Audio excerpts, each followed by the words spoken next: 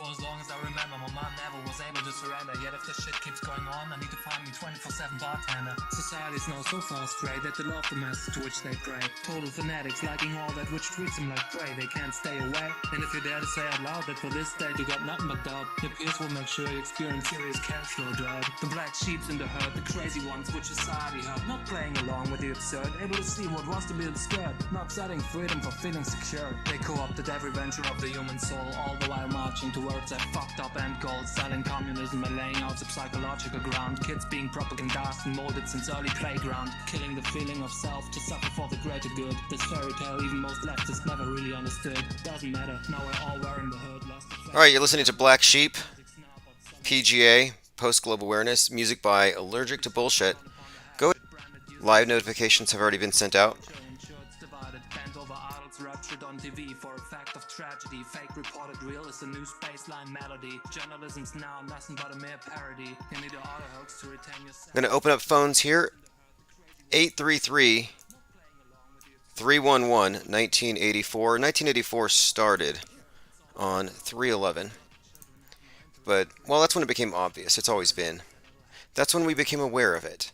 Anyway, phones are open 833-311-1984. It is January the 14th, 2022. We were live earlier today, but it wasn't open phones. And I will be live most mornings anyway, because I'm managing over there at the Dark Matter Network.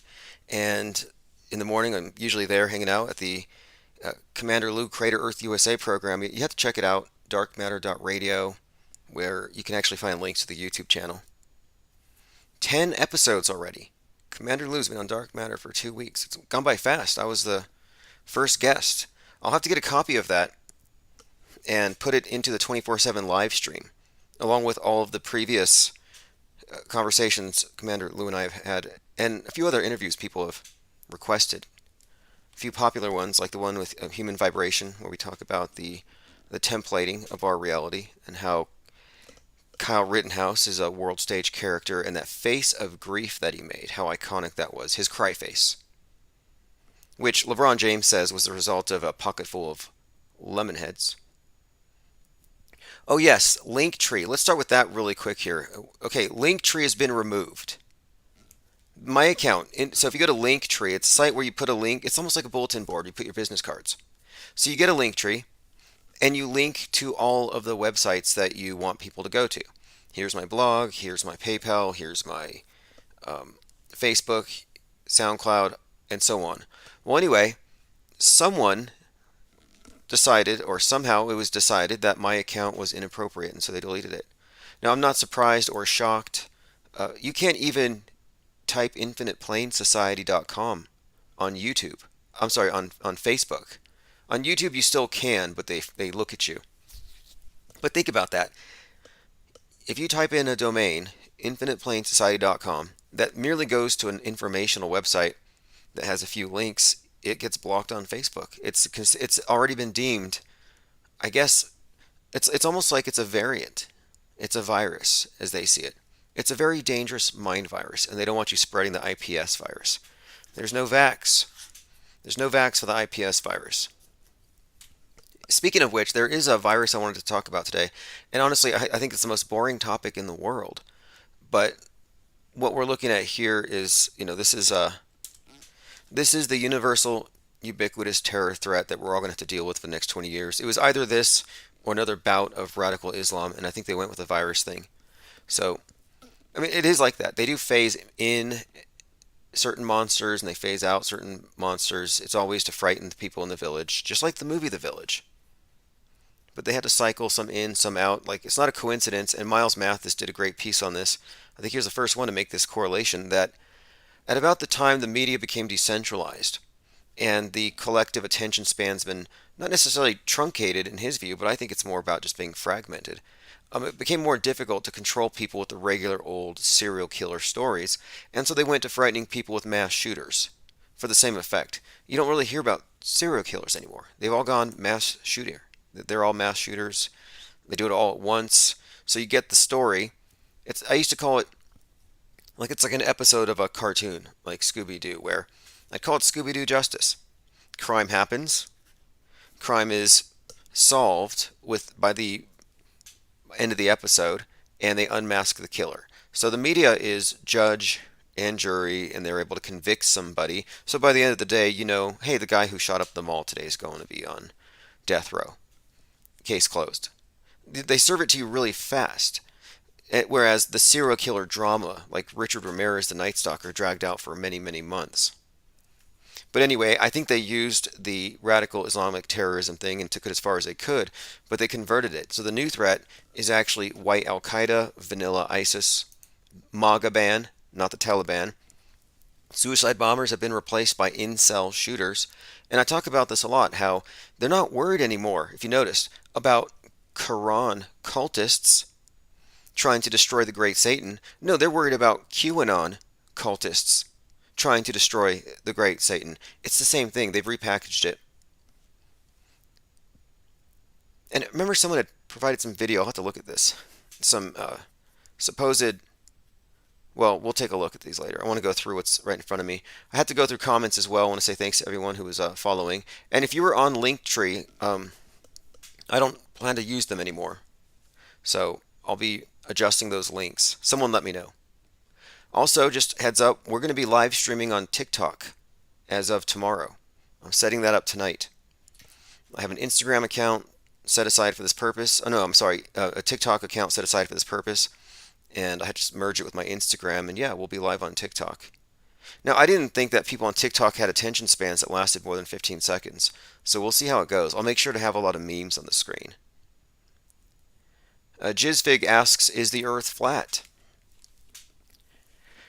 Here's a more pertinent question. What shape is the universe? You know, is the solar system flat? Yes. Are the galaxies flat? Yeah, pretty much. And the universe? Well, they don't say it's flat, but it's pretty much flat, meaning it's not curving back on itself. The universe is not a ball. You're not inside of a big ball universe. You're not on the outside of a big ball universe. The universe is flat. So if you're going to say, oh, the flat Earth is funny because if it was flat, cats would have pushed everything off the edge by now. Well, you can say the same thing to the universe or the solar system. And most people who believe they live in a heliocentric model solar system, they think that these things, the planets and everything, it's all around us and they're going above. And no, everything's out that way. Everything's flat. Everything's on a plane as far as we can see.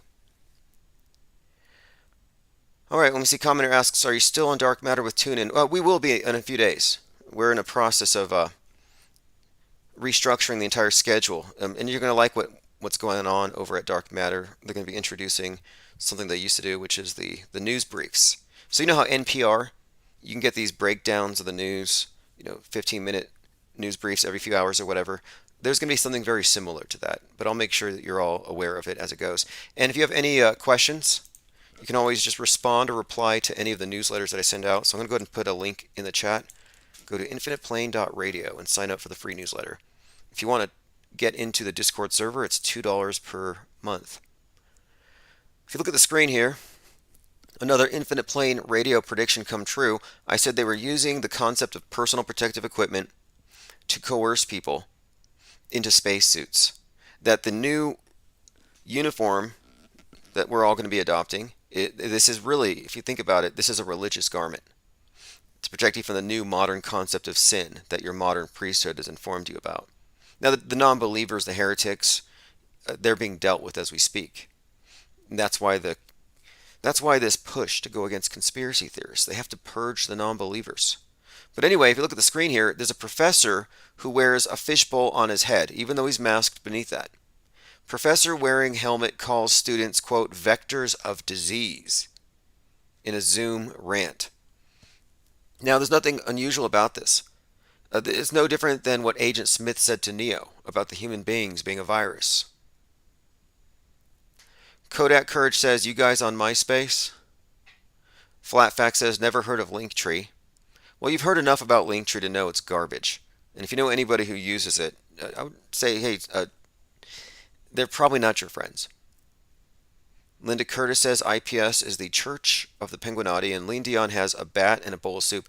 You know, after the whole bat soup narrative went out there, we started spamming bat soup emojis on YouTube. And for a time, You could not put a bowl next to a bat emoji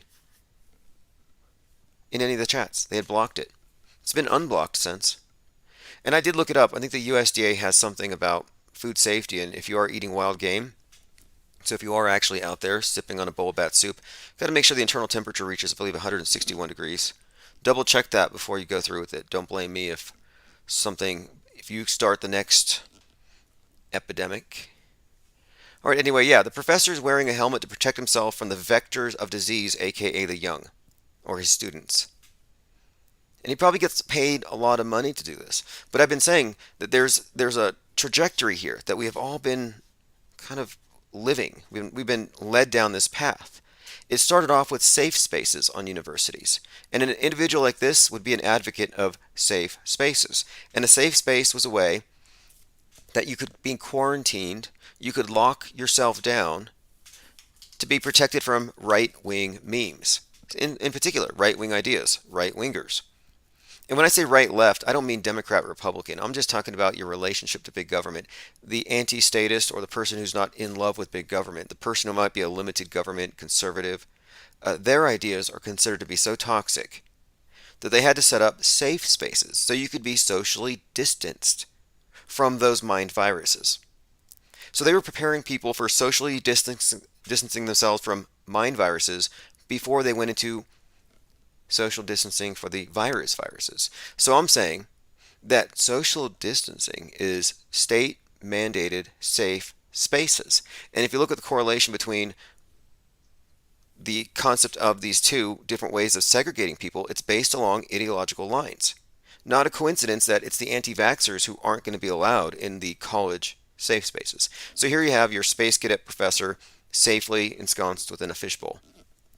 And he thinks he's elevated, I'm sure.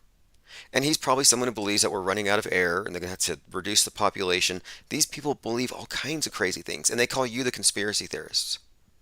If you're a global warmist, you are a nutty conspiracy theorist. You're a nutty professor / conspiracy theorist. All right, we'll move past that.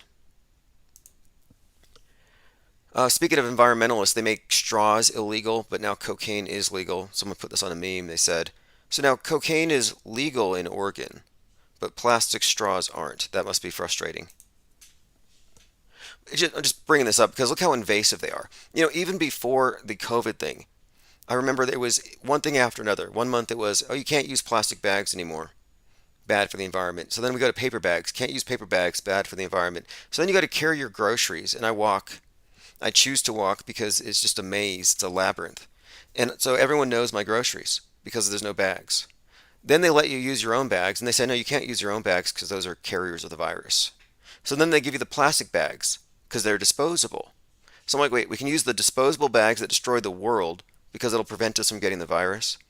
One thing, and now we're on these paper bags that don't have any sort of strength at all. I mean, they'll tear if you move it too fast. All right, let's see. Someone says germaphobe. Oh, they want you to be an agoraphobe, fear of outside spaces. This is why they're saying don't look up. They're programming you. The sky is falling. Down the street, there's a McDonald's, one of the restaurants that didn't have to shut down because of the fake demic, and it has a sign that says going out is overrated. So now they deliver. They have their own internal Uber. Pretty soon it'll be drones. I'll be seeing drone delivered Big Macs.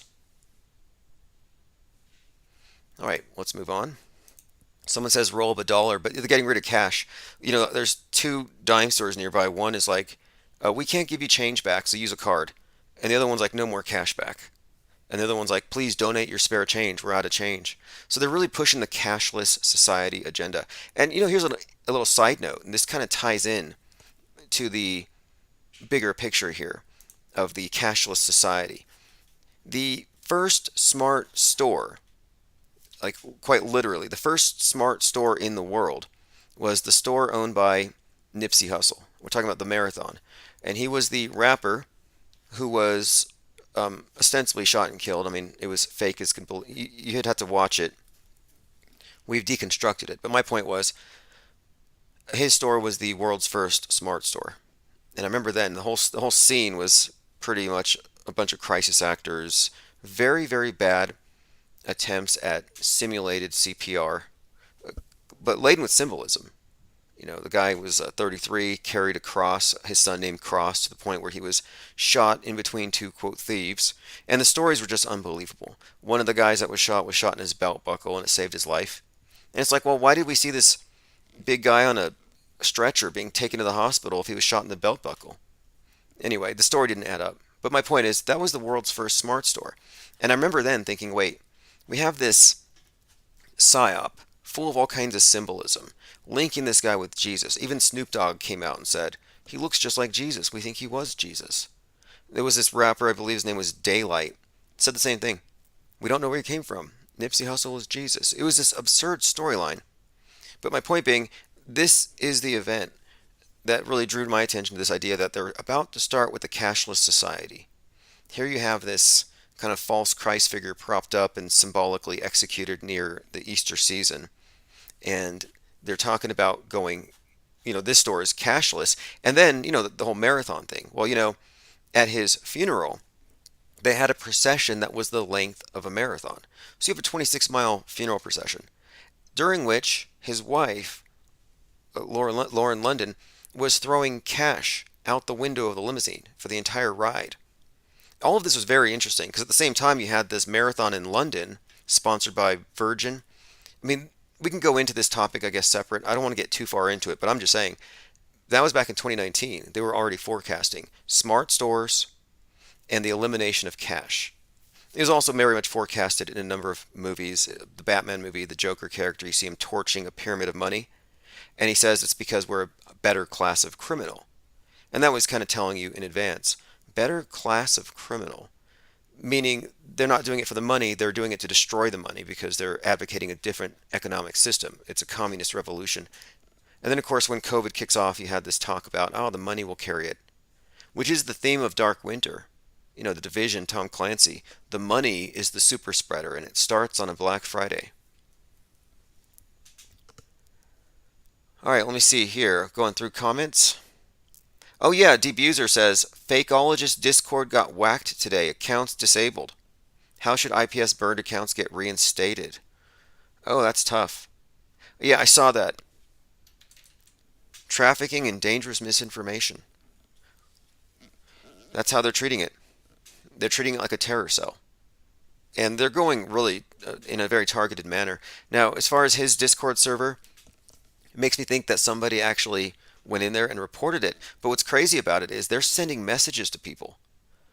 They're sending messages to people like, you are participating in a server that has been connected with the spread of dangerous misinformation. It's like the same message you get, you just went to a hairdresser where somebody working there had COVID. Get yourself tested. You see what they're doing here.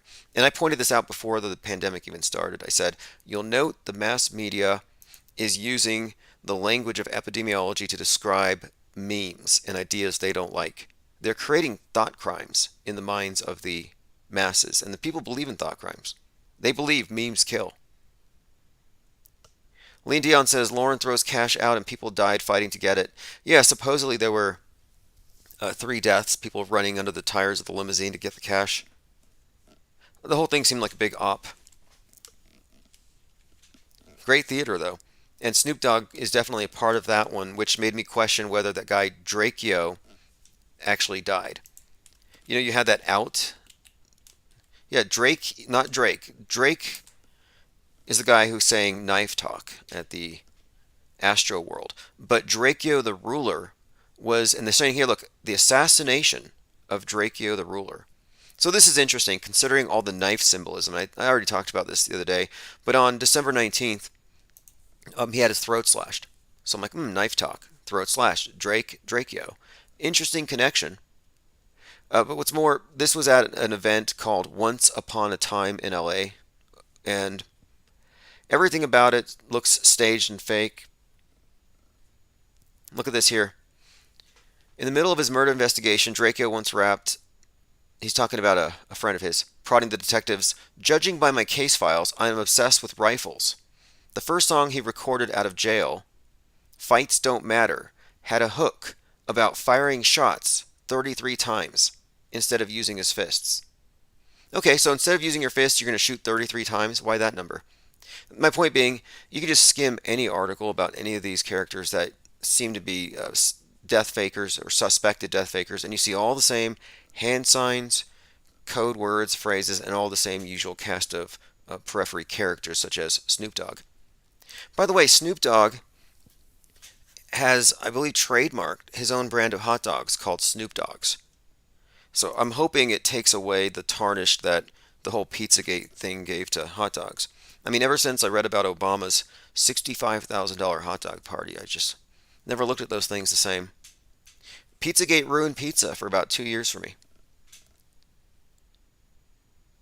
Lean Dion says knife talk equals get the jab. Oh yeah, jab, stab, not bad.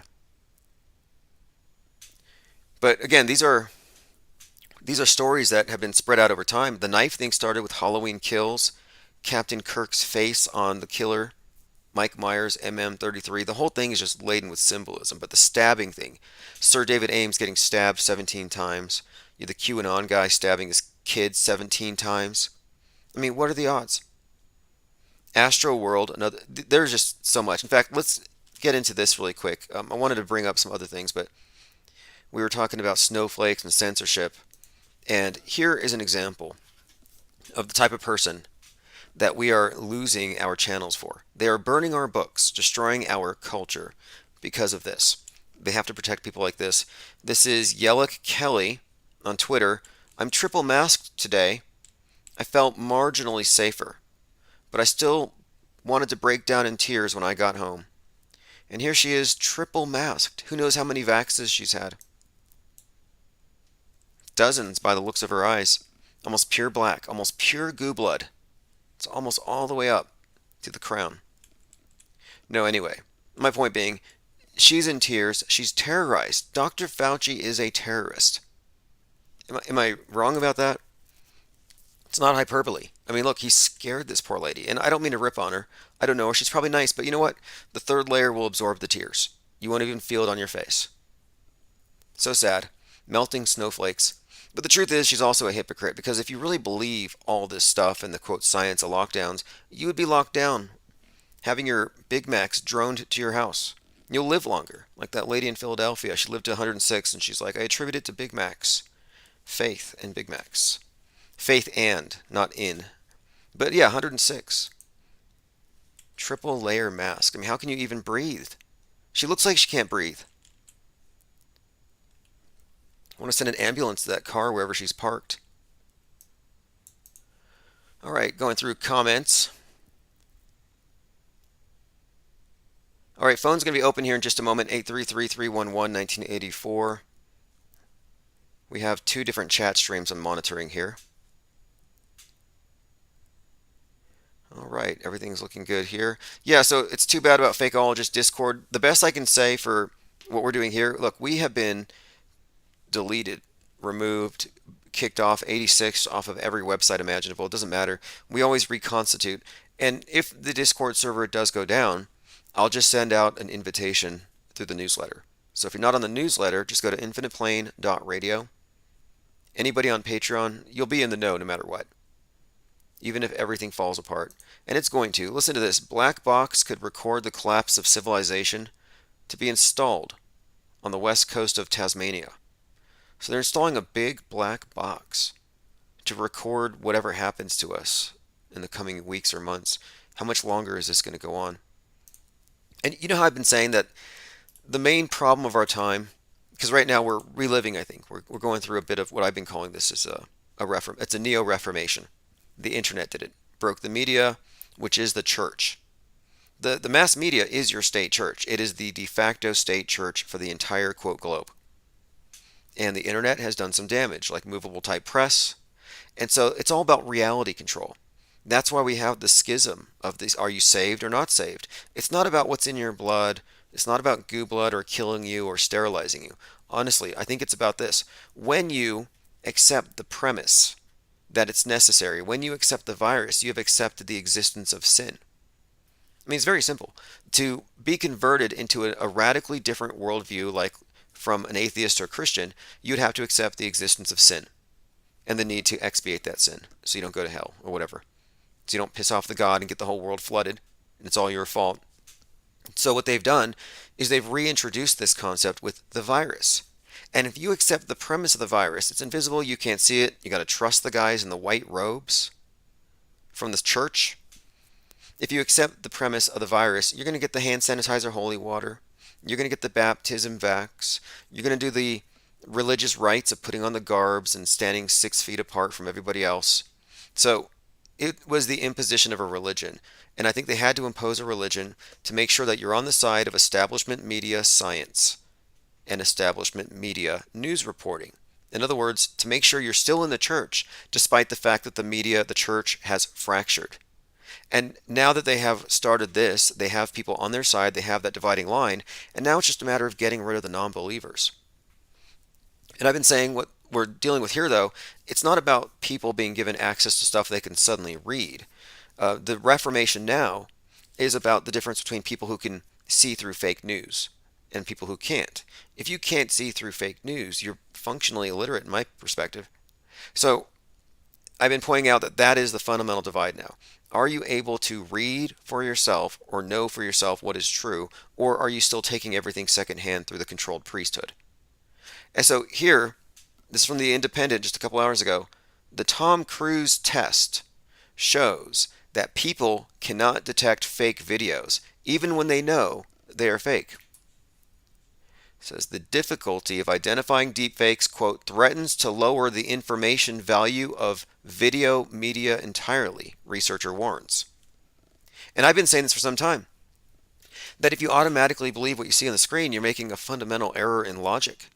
It's an error. It's not the appropriate way to accept knowledge as, or accept information as actual factual knowledge. It's just coming through a screen. There has to be some vetting.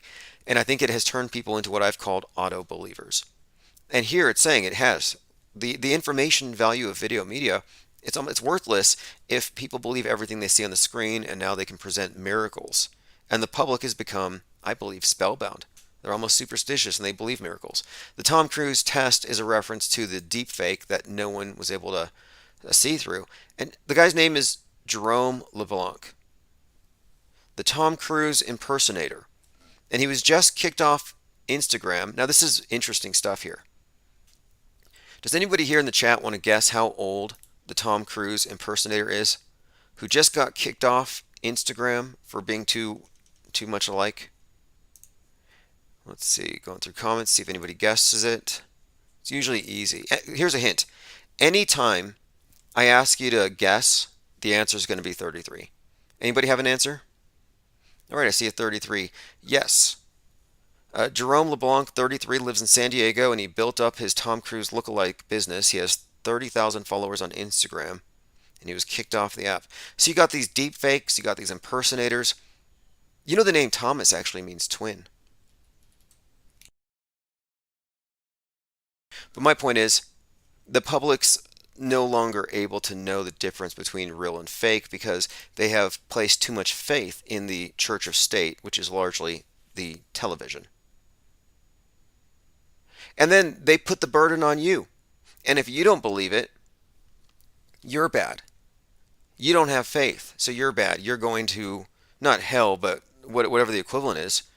You're not going to be led into the metaverse. You're going to have to get through some kind of that's what I'm worried about is when it does come down to social credit system, I'm going to be on the fringe of the metaverse. They might as well make it flat and have an edge and just, that's kind of how it's going to have to be. It's not going to be, the internet's already so controlled. I think we've seen the best of it. Like, do you remember YouTube? Back when you used to have Google Hangouts and people used to talk about anything? Like, they just destroyed that. All right, let's go through comments. Linda Curtis says, the chubby Tom is my favorite. Yeah, how many body doubles does he have? But isn't it conspicuous how many times you've seen Tom Cruise out in the news with the topic of he doesn't look like himself, he's had some facial surgery, why is he... and this thing with the doubles. And there was one that really stood out to me. There was this one picture of him that the media focused on that looked like he had some kind of facial surgery and he looked kind of messed up. And he looked exactly like his character from Vanilla Sky, which had its 20-year release or re-release party that very day.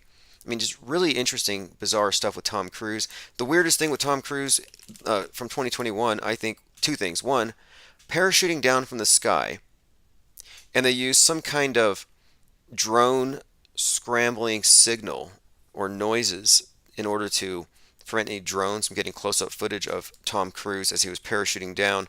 And apparently it knocked out a field of cattle. So he lands in a field of unconscious cows. And then the other one, Tom Cruise hanging upside down on the wing of a World War II biplane. And the strange one to me about this one, of course, is the name Tom Cruise. He's a world stager, 100%. I mentioned the 33-year-old guy impersonating him because everything about Tom Cruise incorporates that number. No joke. He divorced all of his wives at the age of 33. This has been written about at length. But okay, so his name, Tom, means twin. Cruise, cross. And here you have Tom Cruise on a twin cross, a bi-wing plane, hanging from a cross in the sky. And this is all very fascinating to me because when you look at this number 33 in context, we're talking about symbolism. And that's a symbol that the number tends to represent these dying and resurrecting sun gods. Case in point, look at Luke Skywalker confronting Darth Vader. And then he finds out it's his father, gets his hand chopped off, and then he falls. And when Luke Skywalker falls, he hangs upside down from Cloud City. The significance here, Darth Vader's Saturn, he's the sun. The severing of the sword hand represents the sun god's phallus being chopped off. I mean, it's an old myth. But anyway, it's just about the personification of the cycle of night and day. But you have Luke Skywalker hanging upside down from a cross in Cloud City. It's just a very common image associated with these dying, resurrecting sun gods. Of course, Luke means light. Skywalker, the sun. Very obvious. But I'm saying that these are not unrelated. And when you look at the number code, you can see how connected these things all actually are. So Tom Cruise and the meaning of the double cross. Again, we're talking about a dying, resurrecting Sun King, and here is Luke on a double cross. Well, the meaning of the double cross, well, it's very simple. One bar is the death, the second bar is the resurrection. Well, one is the death, resurrection, one is the second coming. So it's a second coming thing. But here it is with Luke, there it is with Tom Cruise. Not coincidental at all. Now, I want to get into something else here. This morning we had a talk, conspiratainment and healthy misinformation. If you missed that, you just go to the newsletter. I sent out a link. Okay, this is the other thing I want to bring up. So earlier today, I believe it was someone on Twitter had sent me something. And I get a lot of great tips on Twitter. So if you're on Twitter, it's Real Tim Osman. And Arizona Summer had sent this tip to me. Basically, Moderna human trials are going on right now for a shot that's, quote, built using the same mRNA technology in the company's COVID-19 vaccine that could be, quote, the first Epstein-Barr virus vaccine on the market. So I'm thinking, wait, Epstein-Barr virus vaccine. Now, I've already heard about the Epstein-Barr virus. I've already been looking into this before because it just struck me, the names, first of all. So here's the breakdown of it. Jeffrey Epstein worked for A.G. Barr's father, Donald Barr. A.G. Barr from the Attorney General. So Donald Barr and Jeffrey worked around teenagers at a school. During this time, Donald Barr wrote really bad fiction like Space Relations, A Gothic Tale, about enslaving teenagers on space islands. So again, back in time, a few decades, Jeffrey Epstein is a teacher. His boss, Donald Barr, has these books like Space Relations about enslaving teenagers, sex trafficking in space on these island outposts. So now there's a virus that there's a vaccine for now. The virus is called Epstein-Barr. It's an STD. Now, one of the symptoms of this STD is something called the Alice in Wonderland syndrome. So the Alice in Wonderland syndrome causes the person to experience, it's a neurological disorder, is what they say. And it messes with their visual perception, their perception of size, and space relations get all screwed up. So there's space relations is the key here, I think. Here's a definition here. AIWS, a rare neurological disorder characterized by distortions of visual perception, body image, and the experience of time. So even their sense of time is distorted. So people may see things smaller than they are, feel their body alter in size, or experience numerous other symptoms. So space relations, the book, in a way, I think ties into this Alice in Wonderland syndrome because of the author Barr and Epstein. I mean, these are not loose connections, as you'll see, but my point being here, this Alice in Wonderland, if you've followed anything having to do with symbolism, especially what they say Illuminati symbolism, whatever you want to call it, in music videos or throughout culture, Alice in Wonderland is one of the most common things, probably next to the whole Wizard of Oz thing. Very, very common. You see it in all the movies. In fact, it figures prominently, the White Rabbit, etc. And a little side note, Lewis Carroll came up with the idea of a tunnel through the earth that you could connect at the two most distant points on the earth and that you could fall through the earth. And he calculated it and he estimated, I believe, something like 42 minutes. But that would be one of the first, I think, examples of the concept of traveling in a vacuum, because that was the idea. It would be traveling in a vacuum. But yeah, falling through the earth, 42 minutes. It stood out to me because, here it is, the answer taught for nearly half a century how long a fall through the hole would take, 42 minutes. The reason why I thought that was interesting is 42 is a number that's always associated with Elon Musk. And he's got that tunneling company, and I'm like, is Musk digging a hole to China? No, I really do think there is something with Hyperloop, though. Not a coincidence that the people who are supposed to be doing deep space exploration are focused on digging deep, deep holes. And where do these tunnels lead? So here you have it. And that's another Alice in Wonderland tie-in. I'm just suggesting here, the Alice in Wonderland syndrome is an STD named after Epstein and Barr. Epstein, known trafficker, and Barr, a guy who fantasized about it and wrote a book about it with his slightly gothic interplanetary tale. So what am I suggesting here? I have my own theory. I'll open phones. I have a theory, if you want to hear it, about what I think we might be seeing here. I think there might be some deeper conspiracy, no pun intended. So if you want to call about that, feel free. A few other topics here. QAnon cultists. Cultists. Just pronounce it with a Q. Q. Like Kool-Aid drinkers. Anyway, the QAnon cultists are convinced that John Lennon and Tupac are about to team up on stage tomorrow. So today's 1/14, so tomorrow, Saturday, January the 15th, 2022, Tupac Shakur and John Lennon will be teaming up at Donald Trump's campaign rally. Both of them are believed to have been part of this war on the deep state. That's tomorrow. All right, going through some comments. Someone says, the greenhouse effect is real, the firmament is melting. I'm sorry. I saw some article today saying that the Earth's electromagnetic field is cracked. I'll look at that here in a moment. Today's January the 14th, exactly 3 years ago today, I filed a civil suit against Google.com for allowing 300 fake copyright strikes to be used against my channels. I find it interesting when I see these stories from 3 years ago posted on Facebook. It tells you what you were doing like 1,000 days ago or whatever. I'm like, okay. Because it does seem like there are patterns.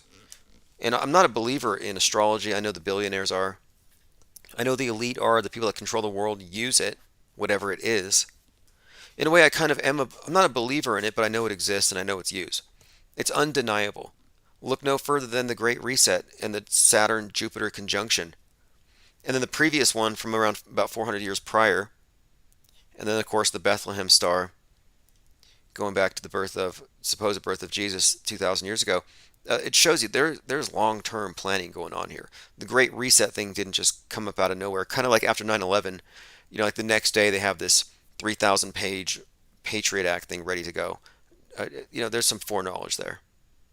Yeah, interplanetary shockwave, crack. opening in Earth's magnetic field. So heads up there. And look, Grimes compared herself to Marie Antoinette. She said she's a symbol for inequality. And she's carrying a sword in this picture. And it's like, if you believe this, you should cut your own head off. Send yourself to St. Guillotine. Use that sword. Like, really. Because she's the one who said that they could eliminate systemic oppression and corruption in communism with AI and get rid of enforced farming because that's not a vibe. And I thought, wow, here she is, the wife of the richest man in the world, talking about how none of us will have to work anymore and how she herself is a symbol of inequality. It's interesting how they use that too. This is all just like, again, it's communist. It's a Marxist strategy here, demonizing the successful or the rich, making it seem like the people who are rich got there because of some original crime or inherent systemic bias, whatever it is. But not a coincidence, because the entire space program is a front for advancing that very same agenda. It's a war on private property, war on privacy, even private thoughts. It's just amazing how transparent people are these days with their public family photo albums, their public journals. It's like you would get more out of somebody by reading their social media than having them, answer a questionnaire. They give everything out. But anyway, I'm just pointing this out. How much more out of touch could someone be? And I thought she's a perfect Marie Antoinette for the 21st century, and she identifies as such. That was just last month. So I'm like, did she call herself that before or after we started pointing this stuff out? Okay, look at this one here, a Bronx impact. This is the other thing I want to get into a little bit. So that Bronx fire. I never take anything in the news for granted, especially when it's just laden with symbolism.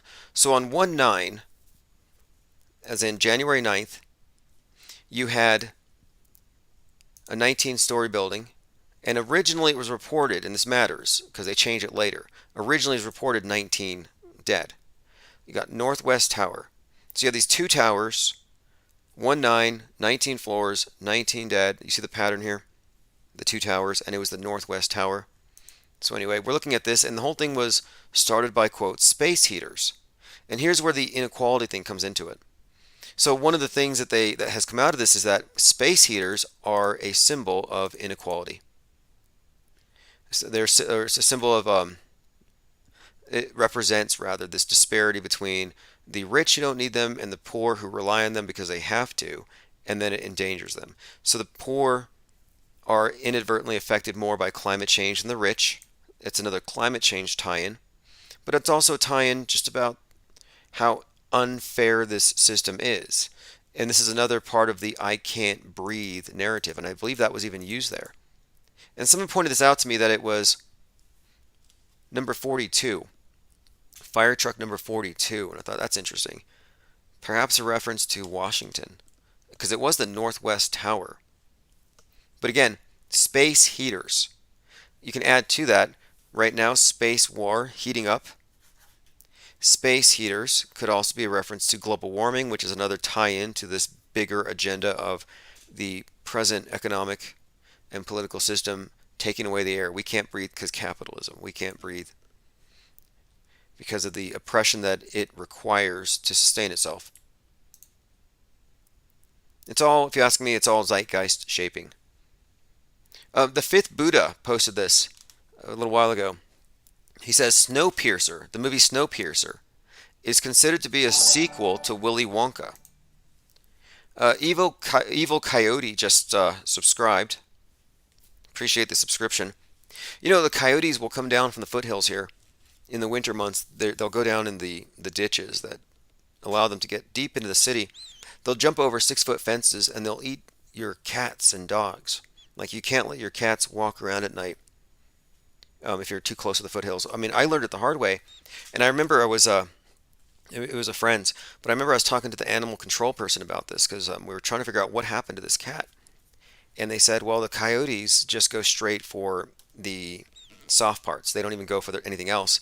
And I mentioned, well, what about those supposed cattle mutilations that the aliens used to do? They were always saying they only ate the soft parts. Could that have just been coyotes eating cow guts? Do we have to assume aliens? And the animal control guy agreed with me. Probably coyotes, not aliens. Not to spoil the fun.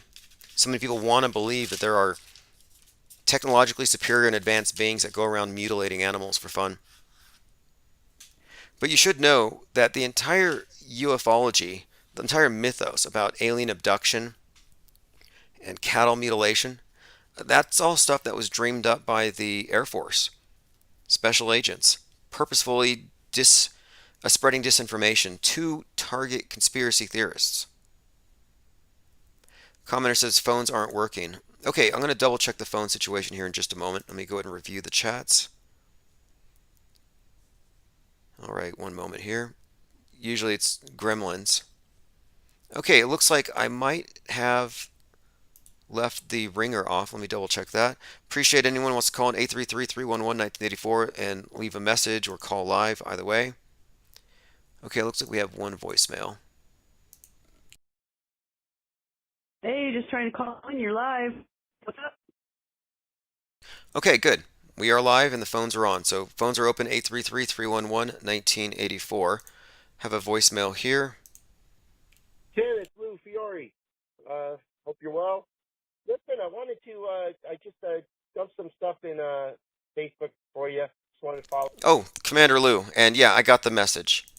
He's referring to this morning. We were both talking about Conspiratained, and I mentioned that earlier when I talked about this morning's discussion, conspiratainment and healthy misinformation, and why it's important to seize the memes that they would weaponize against the truth. So, for example, look how they maligned the word flat. Now it means terrorist, enemy of civilization. You're looking at a purposeful attempt to discredit free thinkers. And I don't think there's anything wrong with speculation, with philosophy, and with, well, re-examining purported facts. I mean, it's all we're doing is we're just reality testing the claims of the media. And if anyone's promulgating conspiracy theories, it is the MSM 24/7. If you haven't noticed, look up COVID or global warming. So this is like a long-term thing. And they've always been trying to damage the reputation of anybody who questions the authority of the state church. And I'm like, you know what? Why shouldn't it be entertaining? Why shouldn't it be something, a subject of immense curiosity for some people? That we're being lied to on a big level, or reality is being misrepresented. That there are wizards who are obsessed with astrology and numerology who control everything. Like, I think that's fascinating. I'm conspiratained by it. So the term conspiratainment was introduced to deride people who are entertained by, quote, conspiracy theories. Because no, you should be watching CNN like everybody else. You should be entranced by Rachel Maddow and Anderson Cooper. You know, what are you doing looking into Bigfoot and aliens and deep underground Mars bases and government agents spreading misinformation? Why would you want to talk about that stuff? I mean, the question answers itself. It's because you have good taste. So you shouldn't be shamed out of being entertained by the most entertaining subjects around. It's just, that's what it is. So yeah, conspiratained.com if you want to check out my blog there. But we both started using that word. We are using it advisedly because, again, it's all about taking control of these terms and words before the media can misrepresent it. Because you see what they've done. They've said that if you look at alternative media, you're a conspiracist. So they threw the word racist in there. All right, going through some comments. Tunnels going to Mars, that's correct. With Elon, really Elon Wonka. This Elon Musk, Willy Wonka connection, that's what I was getting into. So if you didn't know, let me just point out really quick here. Elon Musk intentionally he has effectively associated himself with Willy Wonka. Glowing agent. Into the Kazakhstan insurrection over gas prices? Interesting that it also started on the 1/6. The Kazakhstan insurrection over gas prices starting on 1/6. Yeah, isn't that interesting? These things mirror. I will definitely take a call on that topic if you have any information. I have looked into it, and I've seen a lot of stuff on Twitter, so we'll definitely get into that. The Musk thing, basically he's tunneling. We know he's based on Tony Stark. We know he's based on his daddy's book, von Braun's The Mars Project, but he also purposefully identified himself with Willy Wonka. Willy Wonka and the Chocolate Factory, and Glass Elevator, which is noteworthy because it's about space travel. But basically, you have a couple of things in this. You got one, the tunnel, the underground tunnel that takes you to some deep, not underground Mars base, but the Oompa Loompa base. What's the difference? Then, at the same time, Musk was toying with the idea of starting a candy company called Boring. Infinite Plane Radio. Hey, what's up, caller? Can you hear me okay? Oh, lost that one. Let me make sure it's not on my end.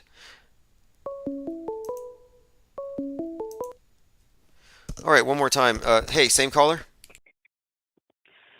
Hey, were you going to share with us your thoughts on that Epstein virus thing? Did you have some connection thing that you were thinking about? Yeah, let's talk about that. So the Epstein-Barr virus. One, Epstein, human trafficker. Donald Barr wrote human trafficker fiction, and they worked together. And so then Epstein-Barr is the name of an STD that can give you difficulties with space relations, which happens to be the name of one of his books. And so the connection to me is Alice in Wonderland, as you know, is always connected with mind control, manipulation, but mind control victims in alternative realities. And so now you have Epstein with his island and Donald Barr with his concept for these islands where people are taken into different realities. So the STD named after these guys, and it basically describes its sufferer as Alice in Wonderland. It just seems a little too perfect. What do you think? It's just way, yeah. I mean, how can that even be? Yeah, exactly. It's a freaking script for sure. Yeah, it's a script. How could it not be? Yeah, How could it not be? it's too many connections. And then, of course, now the reason why I brought it up today is it was pointed out to me that as we speak, Moderna is engaged in trials so they could vax you if you have the Epstein-Barr virus. So I'm looking at this and then I'm thinking, What the hell? wait, Alice in Wonderland syndrome gives you time and space distortions. Well, what more of an example could you find of a distortion of time and space than being sent to a fake Mars base underground? That's a distortion of time and space. You think you're millions of miles away when you're right there. So I think there might be a connection here, though, between human trafficking and this notion of Donald Barr's space islands, and then the Epstein tie-in's pretty obvious. But yeah, there's all something there, and I think it ties into the idea that Alice in Wonderland is some kind of code, some kind of deep code for mind control victims and trafficking. Yeah, well, all of it's a deep code, right? And the whole Alice in Wonderland thing, and we all talk about rabbit holes, and it's all very apropos. The whole analogy of it is just so right on for everything that's going on and all that we're. And it's pretty exciting, actually. It's fascinating. It's conspirataining, and Alice is the name of the wife in Eyes Wide Shut. And I bring this up because you got Tom Cruise with his Scientology connection, and in Scientology, look this up, they use Alice in Wonderland books in their training for newbies. Like, when you go to church, you go to Sunday school, whatever, they give you maybe some like children's version of the Bible. Well, in Scientology, all their Alice intro, in Wonderland? yeah, In Scientology? they use Alice in Wonderland in their communication courses. As weird as that is, they have you repeating sentences and paragraphs out of that book for hours on end. Well, I wonder if that was, from the very beginning, or if that's something that was added more recently. I think it's from the beginning. I think they've been using it in their training for some time. But the other thing too, so there you have an Alice connection to Tom Cruise, his wife in Eyes Wide Shut, and then that movie has all kinds of Under the Rainbow, Wizard of Oz stuff, where he goes to a clothing store called Under the Rainbow, and that's where you have human trafficking. Some guy is pimping his young daughter to a couple clients. And this is that Tom Cruise Eyes Wide Shut Kubrick movie. So these connections can't be. They're not. These are not. It all ties together. Yeah. Yeah. Exactly. And I wanted to put out something to you about astrology. I heard this fairly recently. It has to do with magnetic fields and planetary bodies. There really is a science behind it. Our science, anybody that's getting cutting edge information and stuff, they're called pseudoscientists, and they're pushed off to the edge like the rest of us. Owen Sawyer was on But stage with the Alex the Jones on planets all January exert 6th while a the certain Puseyman force was on the swinging his sun's spear in field, Nancy P's and as they office. move around, they change the dynamics of the force that's exerted on the sun. Well, the sun's magnetic field, I forget what it's called, but it interacts with the Earth. So the sun's magnetic field, as it's shifting with all the planets moving around, is changing the dynamics of it. It's beaming this in the form of information into the Earth's magnetic field, which does interact, and it has actually been proven now to interact with human psyche and consciousness. So So is that there is, true? Is that you true? know, But okay, so wait, this would be true then if it was flat Earth local objects as much as it would be if they were distant objects. you know what? I don't know, man. I don't know. It just made a lot of sense to me. And there just seems to be too much to it.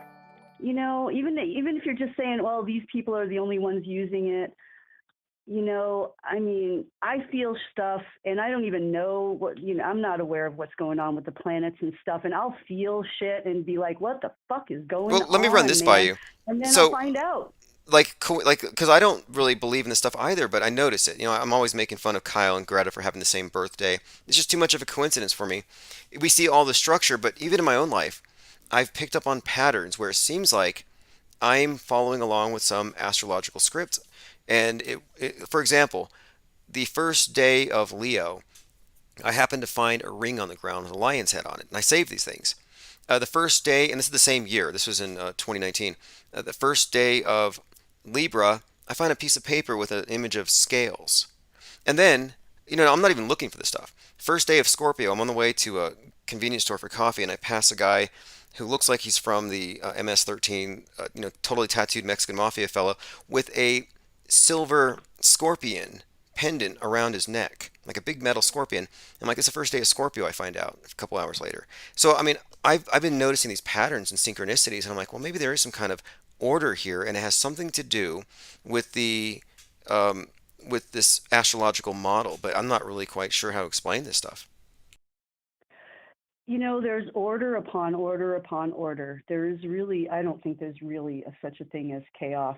And to me, when you're looking at because you are so empirical and you're just looking at it and taking it at face value, and yet the universe is sending signs that are just like, hello, hey man, check this out. That's how I look at it. I'm always looking at things as signs for me, and it's in a way, it's the connection with the higher self. I'm into a lot of consciousness stuff, so I'm always looking at the higher self, God self, consciousness, and how these things are all interacting, and it all has to do also with manifestation and magic.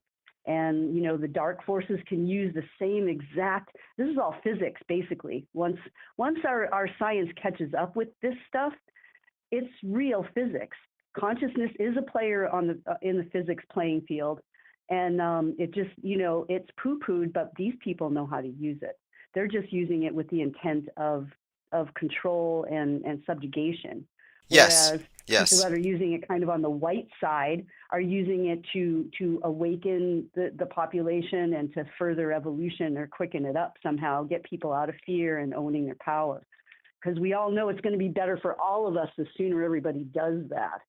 Well, I'm open to the So, possibility here that the most suppressed technology might be whatever they call magic, whatever that actually is. And I do think there is something to this idea of NPC type frames of mind, people who are just subservient, going with the flow, as being more or less matrix batteries for the powers that be.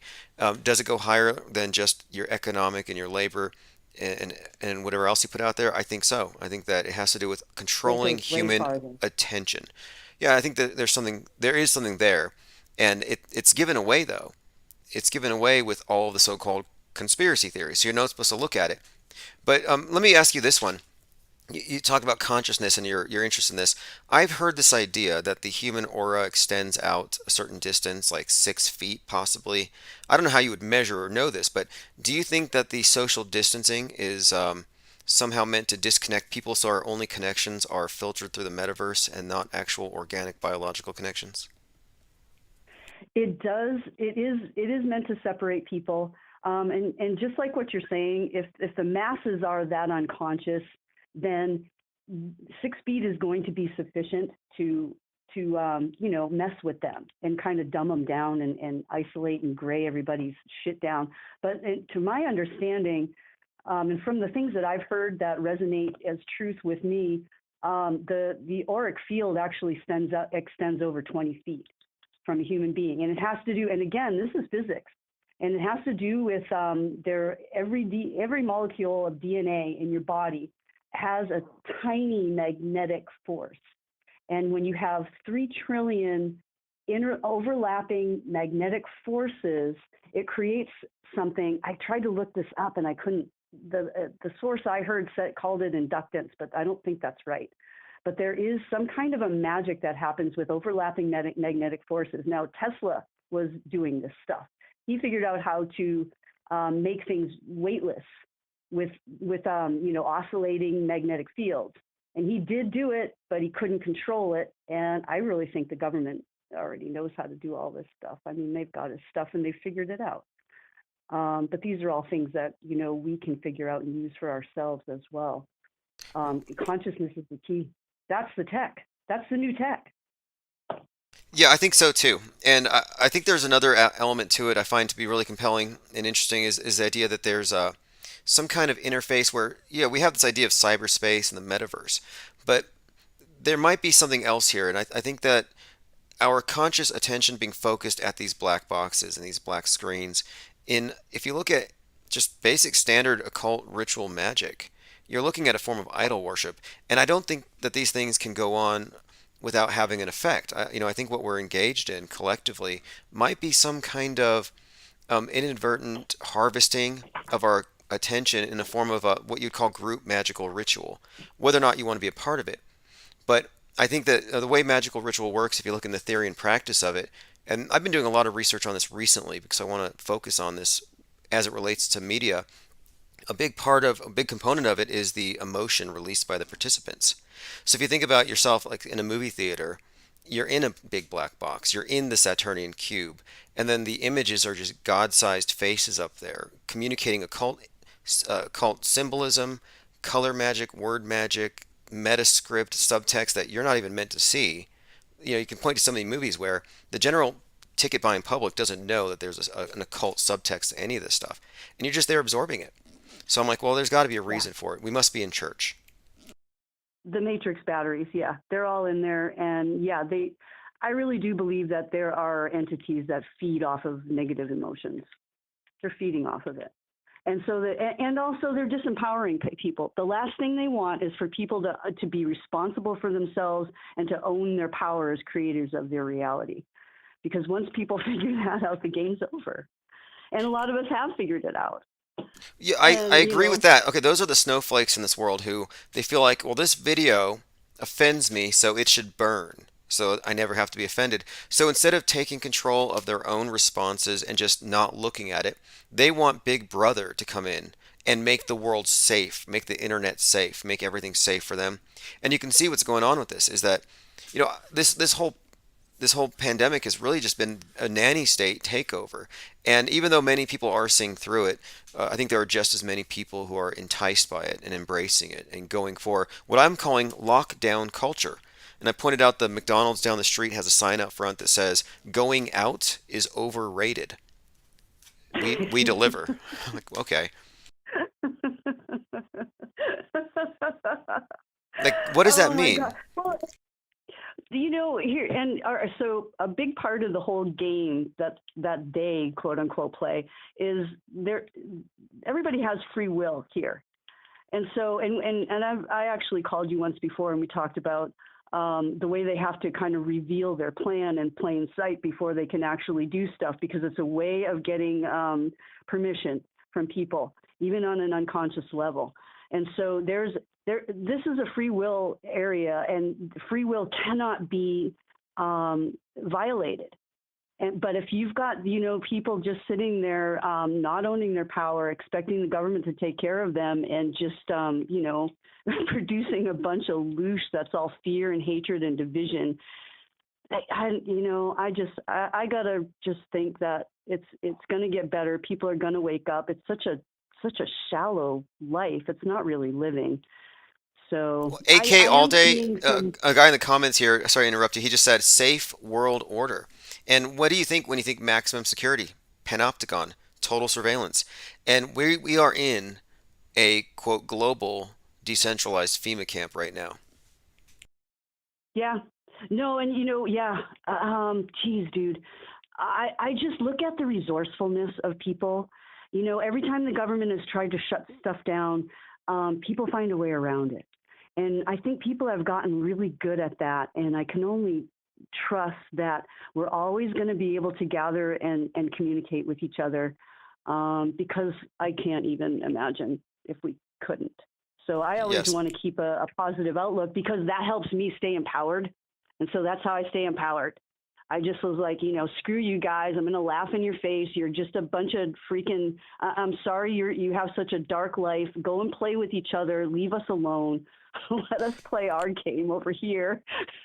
No, I'm with you on that. Look, I think that is the underlying message here too. With like take a movie like The Village, where the only reason why these children born into a commune in the middle of a wilderness don't know they're in the 20th century is they're afraid of the monsters that they've been told inhabit the woods. So the elders, and they call them elders, which I think is very significant, dress up as monsters and prowl in the woods at night. That way the children grow up afraid and they never leave. And so it's like, wait, their fear rather than curiosity locks them down. And fear keeps people in the mainstream news. That's why I refer to people like Alex Jones as guardrails, because what they do is they scare you, like a guardrail would if you hit it, back into the mainstream. And that's the whole thing, is that we are basically corralled by fear this or fear that. And if you don't fear anything, they don't have any kind of hold over you. No They've sort got of. no hold. That's right. That's right. And we create our own reality. So, we are powerful. And as a group, we are powerful. As long as people aren't getting, falling into a fearful state of mind, to own their power. And I'll tell you what I really believe too, is that there's always going to be more of people just, being automatons and batteries. I'm sorry to say. But it takes less of us now than it did. There's been a shift in the energies, and there's been things that are quickening us in a way that we don't have to have more of. The light doesn't have to have, in numbers more than the dark, because our light is more powerful now, because we're learning to use it. We're learning to use physics, and there's scientists. There's this guy, Greg Braden. There's another one, Bruce Lipton. They have figured out the real mechanics of consciousness over physics. It's real, man. It's real. Well, I'd be interested to hear more. So I'm doing a lot of research, like I said, into the idea of magic, and there's a lot there. The concept of not just manipulation, psychological manipulation, but the energetic exchange between sentient beings and our communication technologies and how this all works. It's very fascinating. So I appreciate the call, and we should continue this you bet. topic, and I'll definitely continue to go down these same kind of rabbit trails. Very fascinating. Good. Good. I love it. Thanks a Awesome. lot, man. Yeah. Okay. We'll All talk right. soon. Have a great night. Appreciate it. All right. Good night. All right. Appreciate the callers very much. Let's see here. And that's the second time we've spoken, I believe. All right. Let me see. I'm going through some comments. Molly Rowland says, one of the 40 crisis actors in the Vegas shooting that crisis acted in the Borderline bar shooting said that the bar was their, quote, safe space. Yep, that makes perfect sense. And to add on to that, safe space. Well, they were dressed up like a bunch of country music fans who loved the Second Amendment in America and their flags and their flannels. But no, it was a bunch of left coasters pretending to be people from flyover country, because they're trying to make it seem like, well, hey, you may be a Second Amendment believer and you may want your Second Amendment rights. However, even you can be shot by a psycho. So the fact that they would call it their safe space makes perfect sense, because they're actually there to agitate against Second Amendment and limited government conservatism and any of these ideas that are now deemed thought crimes. Restless Bear says, I saw Greg Brady at the mall once. Greg Brady.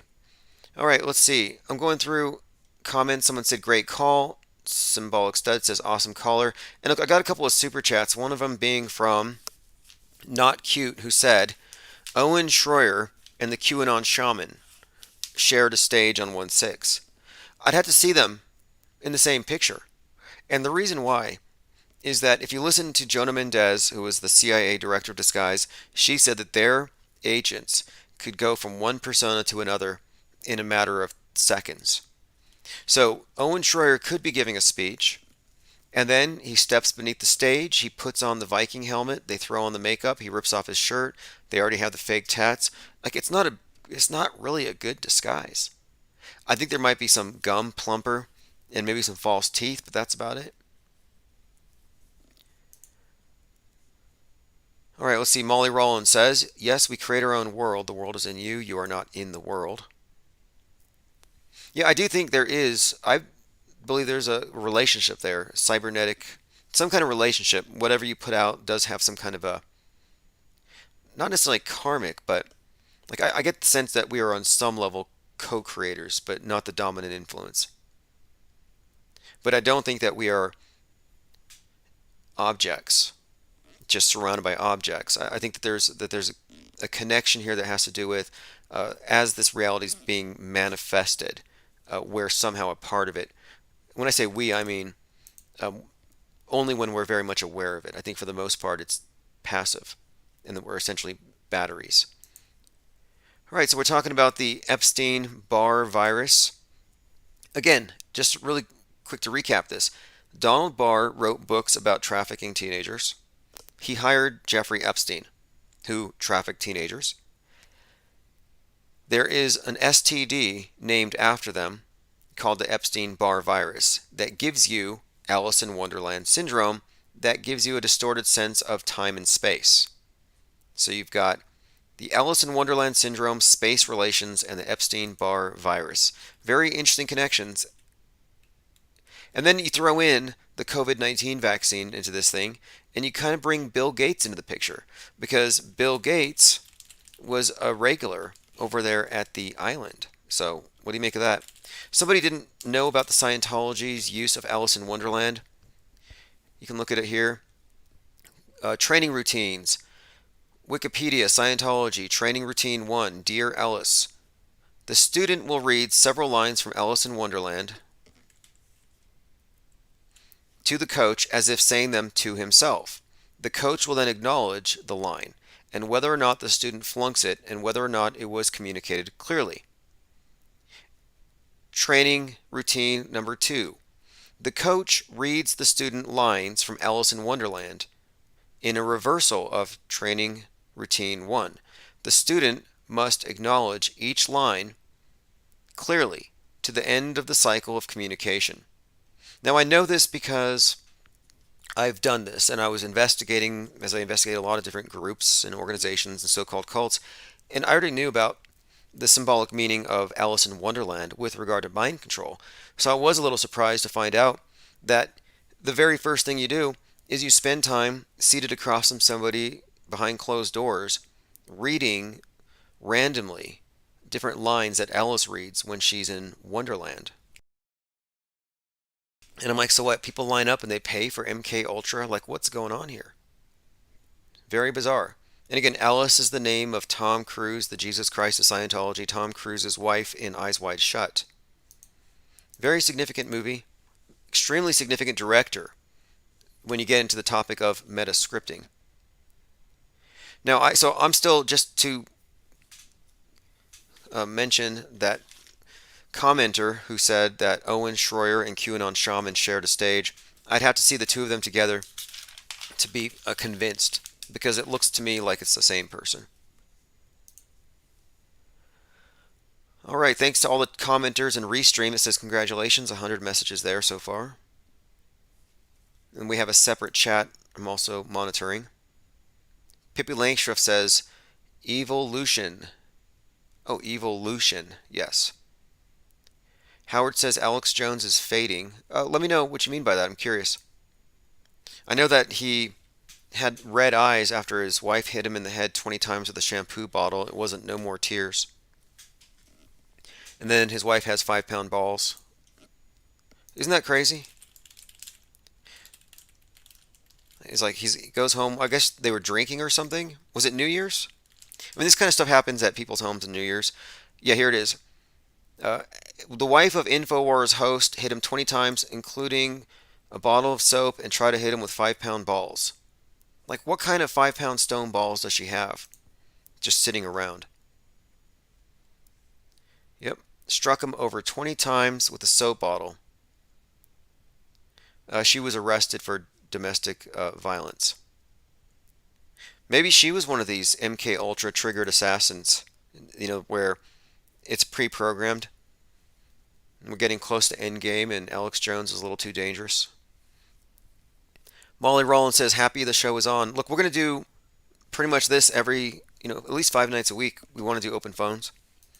I've been working on lateral expansion, but we're also now aggressively trying to increase our number of subs, and I'm sending out newsletters to reach out to people who've been cut off in the past because we've been shut down many times. Someone brought up how Fakeologist had their Discord server taken down, and I know how disruptive that can be. Imagine if your business is a kiosk and someone burns it every few months. Like, yeah, it gets to be kind of tiresome. QAnon cultists think John Lennon and Tupac are about to team up on stage. I want to get back to this for just a moment because you know what this would look like. It would look like Steve Jobs and Akil the MC, if you ask me. But the QAnon supporters don't see it that way.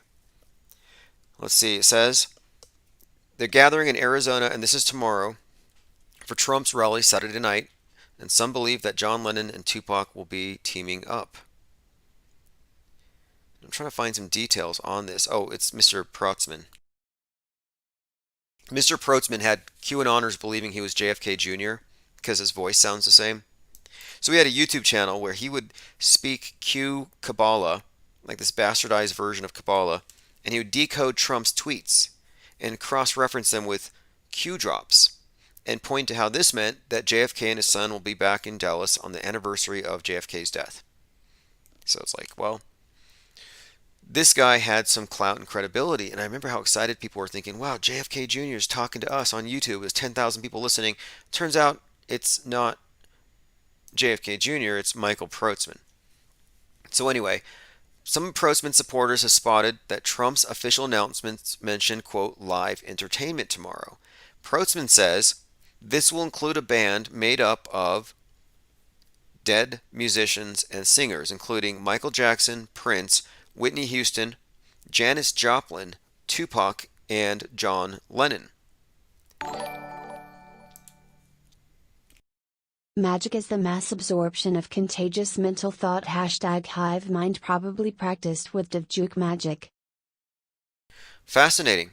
Magic is the mass absorption of contagious mental thoughts. Hive mind probably practiced with.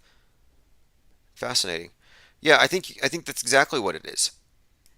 I really think it's exactly what it is. A form of I mean, you can research for yourself what magic is in theory and practice, and I have, and I'm going to continue to do so, because I think if there is any suppressed technology, something that's really being suppressed, it's not some sort of anti-gravity machine. It might be. I think it's more likely this. The ultimate control isn't the nuke or some bioweapon, it's control over people's minds, which they have perfected. By the way, Ron Watkins is going to be at the event, and many people believe Watkins is Q, even though he's friends with Q, who we know who Q is because he's being sued by me. This is Ron Watkins' dad, who's going to the Trump rally.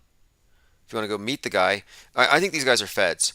I watched the HBO documentary about him, and this is how I know these guys are liars and feds and con men.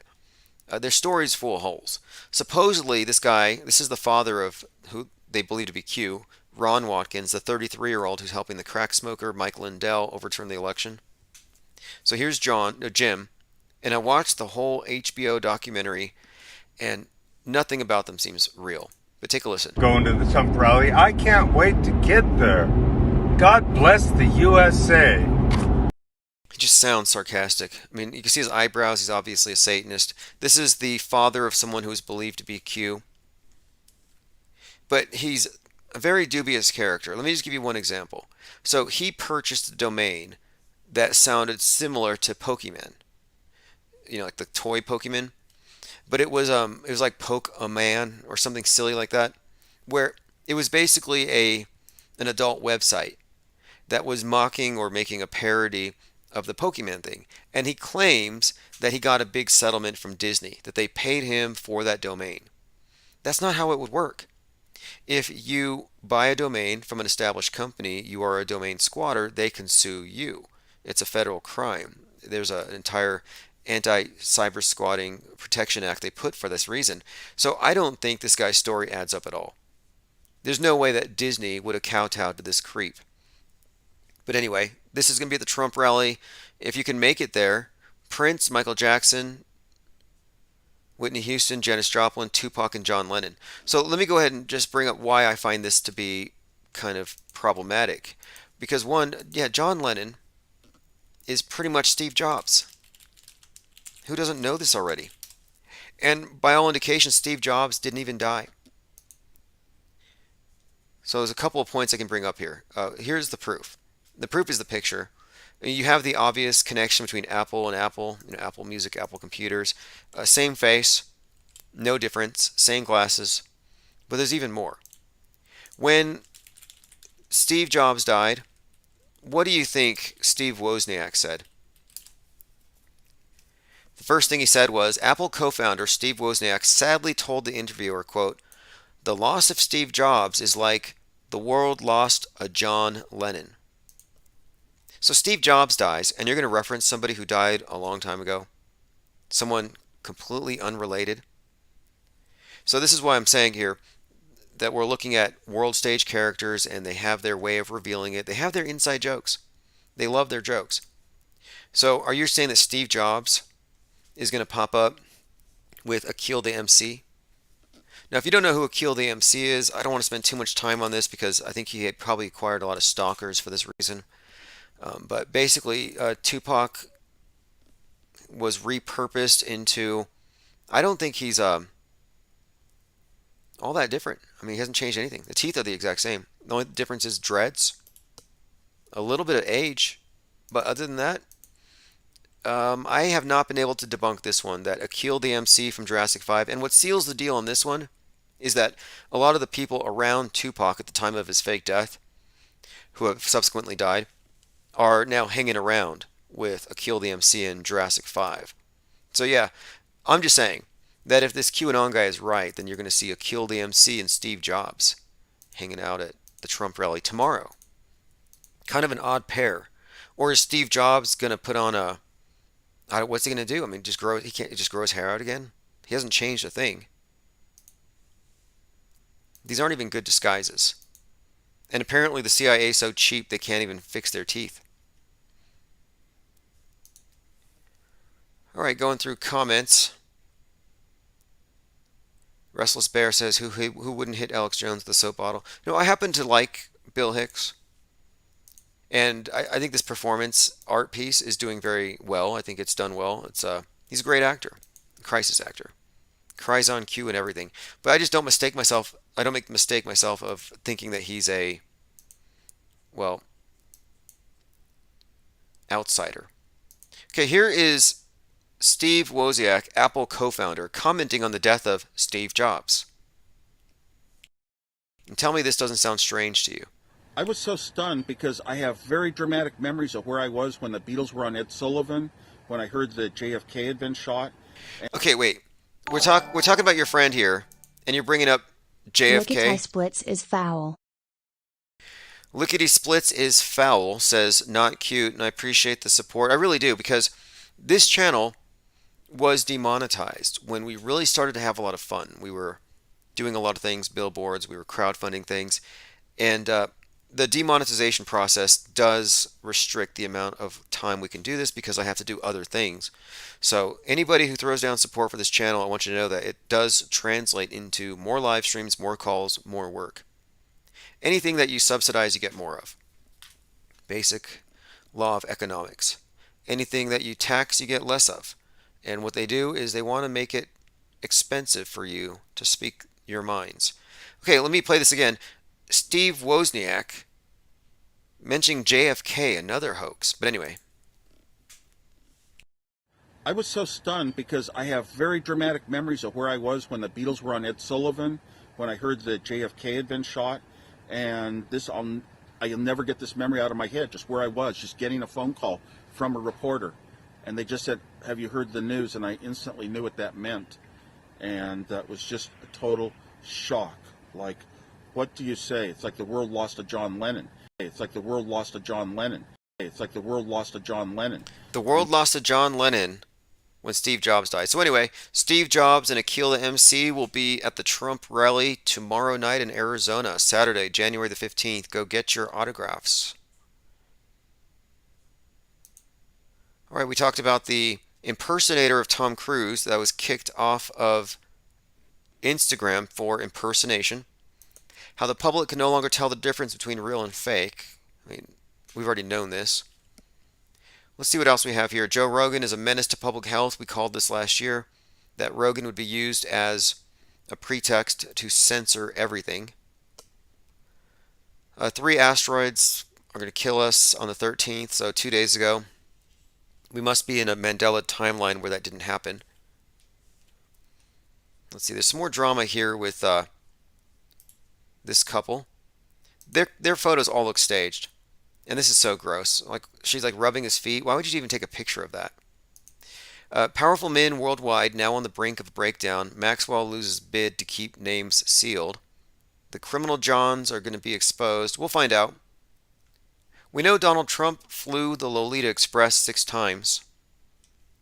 DirecTV is dropping One America News Network, the conspiratorial, they meant conspiracist, far-right network favored by Trump world. So what you have here is you have a group of 270 health and science professionals signing a letter begging Spotify to do something. Now you have DirecTV also doing something. Ongoing censorship. And now here, look, Alex Jones gave the Oath Keepers a platform to spread violent extremism. Amazing what they've done here. The new abnormal. Joe Rogan is mainstreaming right-wing misinformation. They set this dynamic up where you got Dr. Joe Rogan versus Dr. Fauci. This guy, they split it so perfectly, like one side down the other, the saved versus the unsaved. Like one side's wondering, why isn't the other side dead? Why aren't the goo-bloods dead? Why aren't the unvaxxed dead? They've created this thing so perfectly. Like, oh no, if you take their cure, the hydroxychloroquine and the ivermectin, you will die. Oh no, if you take their cure, the vax, you will die. Each thinks the other side is going to die. To be quite honest, each hopes the other side will die, so they can grave dance and point at them and say, see, we told you so. Because they're not really about saving lives. It's about controlling lives. Pillowman Lindell, Mike Lindell, who some QAnoners believe is JFK Jr. in a mask. Mike Lindell was dropped by his bank because they want to avoid, quote, reputational damage. Just bringing this up really quick here, because earlier I mentioned how Earth's magnetic field has a crack in it. And there has been this reoccurring theme that started in July of 2020. And it was this phrase, the Kraken, that was starting to just appear in politics. It actually started with the National Hockey League's 32nd team, the Kraken. The 32nd team of the NHL, Seattle Kraken. I noticed this trailer comes out. It's 1 minute and 13 seconds long, and it has a Kraken engulfing the Space Needle, and the logo has suggestions of EMP and looks like a tsunami out there in Washington. Just on this 1 minute and 13 second trailer for, again, the Seattle Kraken. Well, after that, I started noticing the number 113 and the date, November the 3rd. And I thought, okay, well, maybe this is signifying there's going to be a Kraken on 113, whatever that might mean. Maybe they're going to do some kind of major terror attack or something. Well, sure enough, 113, we had released the Kraken. It started off with Hunter Biden's laptop. where he's pictured smoking crack. A lot of crack pipes. And they thought, well, this is going to sink Biden's presidency. His son is a crackhead. No, Democrats don't care about that kind of stuff. So no matter how depraved the guy was, that didn't change a thing. So then you have, of course, Sidney Powell on the other side of the fence, who says she's going to overturn the results of the 11-3 election. They called her the Kraken. So you got the crack pipe and the Kraken. Then Sidney Powell gets bored, or they phase her out. She moves on, and she gets sued is what happens. She gets sued for defamation by all these companies that make the election machines. Then Mike Lindell comes out, and he says, "Hello, America. I was a crackhead, but now I sell pillows." So Mike Lindell, crackhead, takes over this whole election recount thing. So again, the theme here. 11-3 represents a crack, a schism, a split in our society. The term the Kraken tied into the election reinforces this. And the repeated use of crack just really stands out to me. And now I found out that that the Earth itself, I guess our sky is going to crack. I mean, the space station has a crack in it. What isn't cracked right now? And someone had pointed this out, how the Liberty Bell has a crack in it, and the year is 1846. Now that's kind of interesting, because 846 is the time in the morning that 9/11 started. The first plane hit a tower at 846. There's a crack, a split, a schism. Then you have the event with George Floyd and Derek Chauvin kneeling on George Floyd for 846. Well, that event was a crack. By the way, the sun set in the Twin Cities that day at 846. That's how perfectly they timed these things. Mercury rising, 8:46 a.m. on 9/11, when the first plane hits. Temperature rising.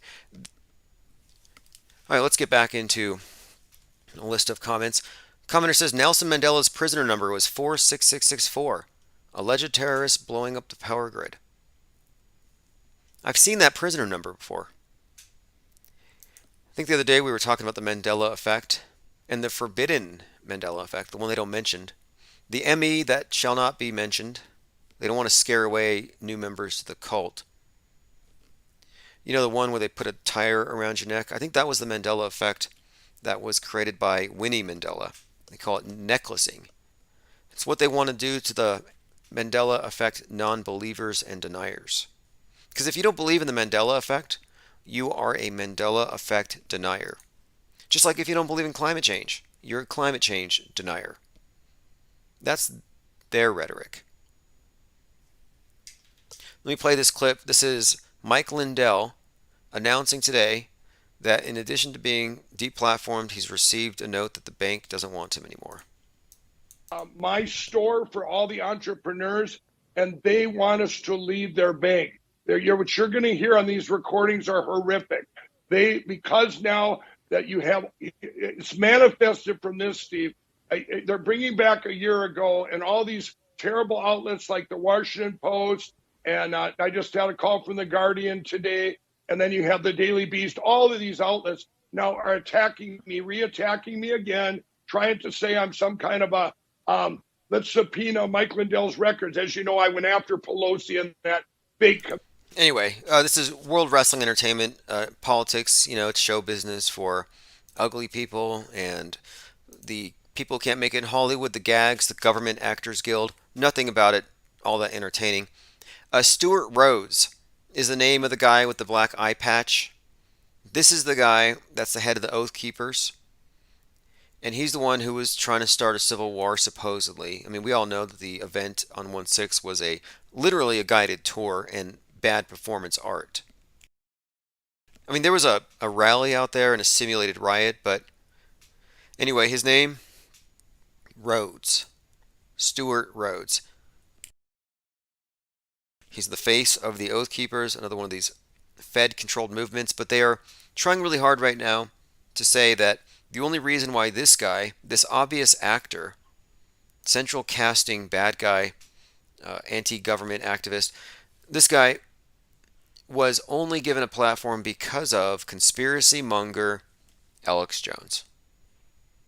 Now, Alex Jones, by the way, actually threatened President Biden and he was not called out on this, which I think is kind of evidence that you're looking at probably an agitator, an agent provocateur. He said, "We will take Biden out of the office one way or the other." And you can quote him on that. All right, let's continue. So Joe Rogan and Alex Jones are breaking the internet. Conspiracy theories kill, memes kill. Space elevator. Things aren't looking good for Matt Pizzagates. He's also not 6'7". He's 5'7", despite all the photographs.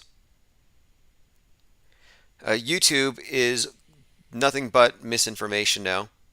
Fact checkers have pointed this out, and they think that YouTube has a misinformation program. This is just foreshadowing something. I think this is a pattern here. Before the COVID thing happened, they were already preparing for egregious censorship. They were already setting up the pretext for it. And at first it was, Kyrie Irving says the earth is flat, and students are now being misinformed, and the teachers have to correct them, so he had to issue an apology. Then you had Logan Paul tasering rats and laughing at suicide victims hanging in trees. Well, we have to censor the internet because this guy. They were setting it up, I think, for 2020.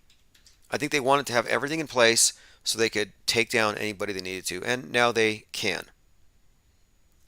Now, today's the 14th. Tomorrow you can go see Trump with Akil the MC and Steve Jobs. I mean, Tupac and John Lennon. But on the 22nd, if you're in the Carolinas, you can maybe see some of the simulated insurgency. Special forces will simulate an insurgency on U.S. soil in an upcoming unconventional warfare exercise. So they're going to practice killing the conspiracy theorists and anti-vaxxers. That's good to know. And they're going to be using blanks. Now, the last time they did this operation, I think it's called Robin Sage, they ended up there were some casualties. Some sheriff shot a couple of people. So we'll be following that, but that's coming up here very soon. Again, that's that Robin Sage thing. Hey, let's get back to this for just a moment. So the fifth Buddha had said that Snowpiercer is a sequel to the Willy Wonka. So if any of you have seen Snowpiercer, there might be something worth looking at here. So it's one of these movies that has an obvious global warming pushing agenda. It's a 2013 post-apocalyptic science fiction. You don't even have to say that. If you say science fiction, we can just assume post-apocalyptic. If it's in the future, just assume it to be post-apocalypse because mankind will always ruin everything. That's the message here. I've tried to call in. The 833 number says it's been disconnected and no longer in service. You know what? Maybe I have to pay that bill. I also fell behind on the SoundCloud. So let me try this. I'm going to put the Google phone number out there. So instead of it being the 800 number, I think you might be able to access it this way. So I'm going to put the number in the chat. It's also the office number, so you can call this number anytime, and if I'm not live, there's a good chance I'll answer. 213-537-9983. Numbers on the screen. So anyway, Snowpiercer says the survivor of Earth's second ice age live out their days on a luxury train that plows through ice and snow. It's just so implausible, hard to watch. All kinds of things wrong with it, in my opinion. However, you just have to look at it. It's like the Titanic, or it's like Wall-E. The idea is you have a small group of people. They might as well be in a bunker. They're in a small area. It's a closed system. And at the bottom of it, you have cannibalism. 18 years after an attempt to stop global warming with stratospheric aerosol injection, they create an ice age. So you know how Bill Gates is going to black out the skies pretty soon with the stratospheric injections of pure evil? What are they putting up in the skies? It's like, we're going to block out the sun. It's a little too warm. Oh, okay. Like, yeah, it's a little bright in here. Let's just smash all the light bulbs. Like, what is Bill thinking? Let's see. A Bill Gates venture aims to spray dust into the atmosphere. The Stratospheric Controlled Perturbation Experiment, or SCOPEX, launched in Harvard. Bill Gates is thinking about dimming the sun. Popular Science. Bill Gates wants to cover the sun. Bill Gates wants to tackle climate change by blocking out the sun. Let's see. Bill Gates met with Jeffrey Epstein many times, right? Hope he didn't catch the Epstein-Barr virus.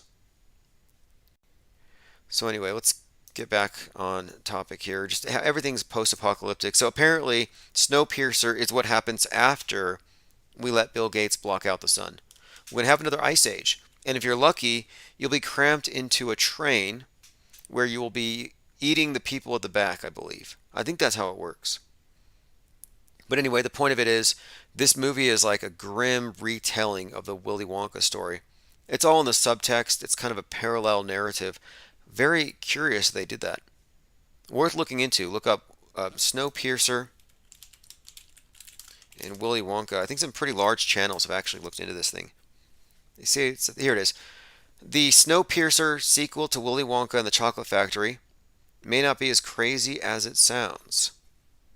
Okay, I see. So the guy in the train is Charlie grown up. Fascinating. All right, let's move on. And you're not a credible witness if and you're a dangerous misinformationist, and you probably have a virus. You're probably dangerous to even breathe around. If you believe in any of this nonsense, like celebrities drinking blood or eating babies or any of that stuff, right? Like adrenochrome, no, that's not believable. But what is this? Machine Gun Kelly and Megan Fox are openly drinking blood. It says fans were horrified by the idea, by their sanguine romance. Yeah, this is gross, but yes. So Megan Fox and Machine Gun Kelly, or MGK, these names. I mean, what is that? Fox is an obvious 666 if you didn't know. F is 6, O is 15, 1 and 5 is 6, X is 24, or 6. So you got a 666. And then MGK, you could look at that as magic, because magic, specifically New Age thelemic magic, that's all about the exchange of body fluids, is spelled with a K to differentiate it from stage magic, sleight of hand. So you do have something here. Fox and MGK says it's not the first time they've drank each other's blood. They did it on Valentine's Day of 2021. Fox gifted him with a necklace with a drop of her own blood. I wear your blood around my neck. And here she is dressed in all red and he's in blue. Let's see. Is anybody here even like shocked by this? It says if there's a quasi-disturbing trend rippling through our pop culture consciousness, you'll know Kardashian's in the mix. Okay, so I think she's also into this. This is something we've already seen before. Angelina Jolie and Billy Bob Thornton were also into drinking each other's blood. Now it's funny that it calls it a quasi-disturbing trend. Does anybody here know who Quasi-Luminous is? Quasi-Luminous, kind of a side note, but kind of worth delving into. He was someone who was a pretty big flat earth channel for some time, and he believed that the center of the earth is actually a big hole, and if you can get over there, you can attain immortality. But that as long as you're out here, you are, as he described it, you're dead.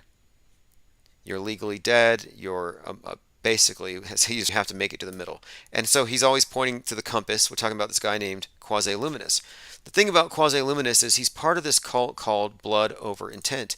And there are some Blood Over Intent advocates and practitioners in the Flat Earth Behind the Curve documentary. But it's a ritual where you sign a pact. You write a pact on a bar napkin or a piece of notebook paper or whatever. You can find examples of these. And you announce your intention to go to the center of the world or whatever and bring heaven upon earth. But to do this, you have to write this down and then spill your blood and drip it all over the note. Now that sounds crazy, but this was a very popular trend among flat earthers. Here's an article, The Blood Ritual That Lives on YouTube. Phoebe Costello did her first blood over intent ritual in August 2017 in her North Hollywood, Los Angeles apartment. She spent a month debating whether or not she should go through with it. It's the end of the rabbit hole. And you can find a video of this stuff. It says, I tried to usher in heaven on earth and release myself and everyone from bondage. She read a prepared statement and dripped blood from her hand onto the words on a paper. So yes, if you haven't heard about blood over intent, it's a sort of a, it says here, it's an initiation for a community of blood brothers and blood sisters who make up a loosely connected tribe that stretches across the weirder depths of YouTube from flat earth to reptilian shapeshifters. It's the end of the rabbit hole. So you have not reached the end of the rabbit hole if you haven't formed a blood pact with others who are all dedicated to transcending this realm by making it to the center. I haven't heard from the guy who says there's a big giant whirlpool in the center of the world. I haven't heard from him in some time. I think he's a plumber, which kind of makes sense. All right, going through your comments. See if I've missed anything. Yeah, that's right. They're going to black out the skies, and 18 months later, we'll have another ice age. Looking forward to that. Rourke66 says blood drinking is so hot right now. Oh yeah, the quasi-luminous guy was, again, well, he changed his name later to Satan. But yeah, he was convinced that we are in some kind of collective bondage and that the only way to escape it is to form a blood pact with whatever, the universe. But yeah, he was convinced that the center of the earth is some black void, and if you can reach there, you don't have to die. Interesting theory. I don't know where it comes from. But it's like the weirder it is, the easier it is for people to believe. But anyway. So yes, celebrities drinking blood, nothing new there. It's not a conspiracy theory. There's a crack in the Earth's magnetic shield. Just a heads up. The Independent reports that people cannot detect fake videos, even when they know they're looking at fakes. So we are in the matrix now. You can no longer tell the difference between real and fake. Fake is so convincing that it's a foolproof system. Our reality has been deep faked. That's one way to describe this. It has been deep faked. I mean, you think that digital deepfakes of Tom Cruise are it? That they just figured out, oh look, it's too late, we can be fooled. No, that's misinformation, and I actually put a book out on this topic. Look up Deep Faked. It's on Amazon now. And the premise of the book is that we have already been deep faked. It's past tense. It's not something that's happening or about to happen. Deep Faked by Tim Osman. Faking reality in order to replace, subvert, augment, or otherwise influence perceptions of others. So if you haven't seen this book, I put it out there because I thought they're putting way too many examples of digital deepfakes, and nobody's talking about what they used before they had this. Before they had digital deepfaking and these apps that could do it, they used stagecraft, theater. So what I put here is, the technology required to deepfake society existed long before computer graphics. In other words, stagecraft. Theater as a tool of governance. Phone stuff. You know what? I'm going to pay for the phone number to be activated again. Again, the number 213-537-9983 if you want to try to call in. Definitely appreciate the support. I'm going to turn the phone back on with that donation, and I'm also going to turn SoundCloud back on. Someone was asking about the SoundCloud archives. So you can find, I mean, if you just look, Infinite Plane Radio, you can find us on Spotify, on Google Podcasts, you can find us on Audacity, Apple Podcasts.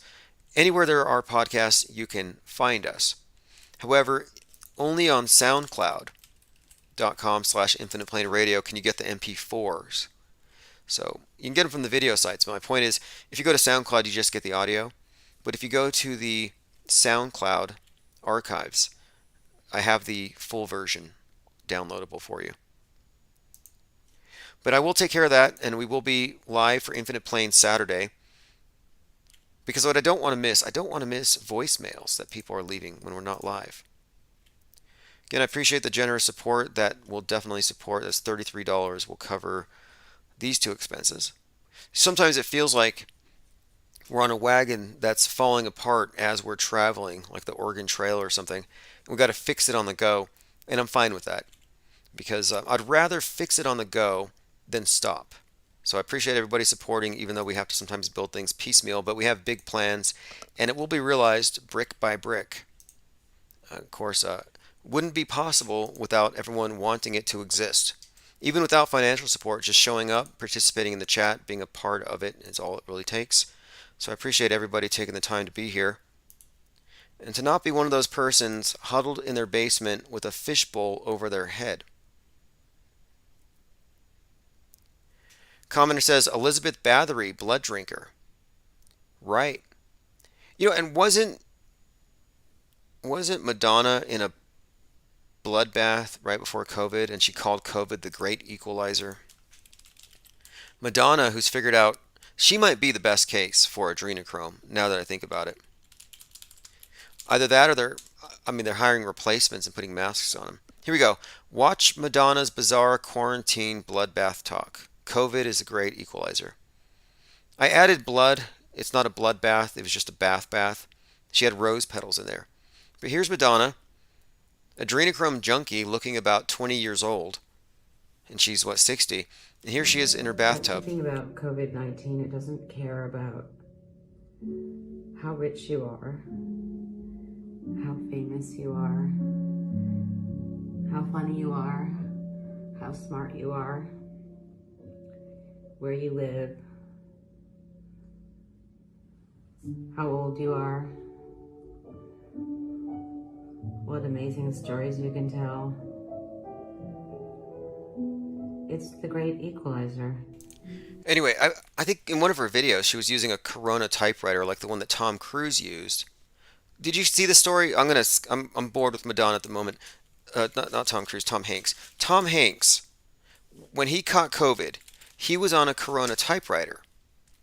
But what's more, he was writing a letter to a child who was being bullied at school for having the coronavirus. Let me bring this stuff up because it just gets really absurd the way they layer these things. Nice guy, Tom Hanks, gave a kid who was bullied a typewriter. Okay, he didn't just write him a letter. He sent him a letter and a Corona brand typewriter. This is in April of 2020. This kid is being bullied because his name was Corona. God, this sounds so fake. So some kid's name is Corona. He's being bullied back in March, April of 2020. So Tom Hanks gets a Corona typewriter and sends it to this kid. Like, I wouldn't let Tom Hanks send gifts to my kids if I had any. But yes, does this even make any sense at all? Tom Hanks wrote a heartfelt letter to a young boy named Corona. The 8-year-old was being bullied. Interesting date here. This is like right the day before the thing was declared. Dear friend Corona. Anyway, I'm not even going to read it. Tom Hanks is going to be in the live action Pinocchio, where he's going to play Geppetto. Think about that. He makes boys come to life. A little wooden statue, or in the movie, he makes this wooden puppet come to life. Tom Hanks to play Geppetto in this Pinocchio. Again, Geppetto, just given all the Pizzagate stuff, I mean, they must have been playing with people's minds, the QAnoners, because they give them every reason to believe that they're right about their conspiracies, their theories about what these individuals are really up to. Like, Tom Hanks, after this Geppetto thing, Tom Hanks was selling hot dogs at the baseball game. Now, it was all virtual or whatever. MLB, Tom Hanks sells hot dogs in the background of Oakland A's. Significance there? Well, Geppetto, boys, puppets, Pleasure Island, from the whole Pinocchio story, human trafficking. And here you have Tom Hanks selling hot dogs at the same time. All of it just very weird. And the only reason why Tom Hanks ever, I think, showed up on my radar is that he was implicated in the death of Isaac Cappy 42-year-old who fell off that 22-foot bridge and died after he said that Tom Hanks was one of these pedovores in high places. And Tom Hanks did have an Instagram account where he was taking pictures of single shoes and clothing garments left behind by children inexplicably. He had this very strange Instagram account that made me think that Tom Hanks is either a serial killer or he's LARPing as a serial killer. Well, as soon as he gets called out by Isaac Cappy, he posts a picture of a glove on the ground and a bottle cap, and it's on Route 66. And he says, this is Tom Hanks, and I'll show you the Instagram. It says, roadkill can't be. So the meaning of this was, the hand on the ground is like glove the gauntlet has been tossed. So it actually says, historic Route 66 roadkill, I hope not. So you have the glove, then you have the bottle cap, which some believe means Cappy, like he's foreshadowing the death of Cappy. Well, where did Cappy die? Where did he become roadkill because he was hit by a truck after being tossed off the bridge? Route 66. And this was 42 days before the death of Isaac Cappy, 42. Again, this is just one little bit of creepiness among many things you could point at, implicating Tom Hanks in being some kind of a monster, a pedovore, an adrenochrome junkie, or whatever. Again, I wouldn't even be delving into this topic if it wasn't for the fact that you have these popular celebrities like Megan Fox drinking her boyfriend's blood.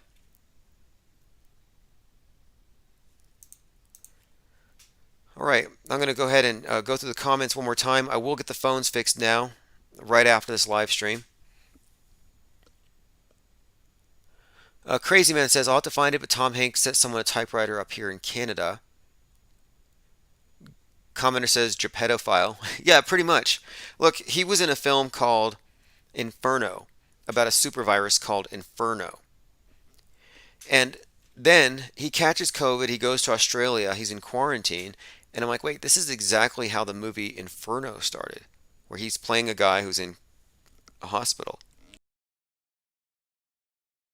And this was at exactly the time that Italy was going under these lockdowns, very strict lockdowns. But the reason why he was in Australia is because Australia was on fire. So the connection here, Australia is on fire and Tom Hanks is going there to fight climate change. So he's going over there to fight climate change, but then he gets sick with the coronavirus. But you'll see the global warming agitprop was really intense leading up to COVID. That's why you had Joaquin Phoenix, who played the Joker. You had him hanging out with Jane Fonda doing this Fire Drill Friday with images of the globe on fire, saying change will come. They were leading with that. And now that we're passing by this whole COVID thing, they're going back to climate lockdowns. Commenter says, no one noticed that there were two Bidens simultaneously insulting Americans in two different locations yesterday. Please share links. I mean, nothing about CGI Joe would surprise me. They could have him appear everywhere at once. I mean, he's basically a holograph in chief.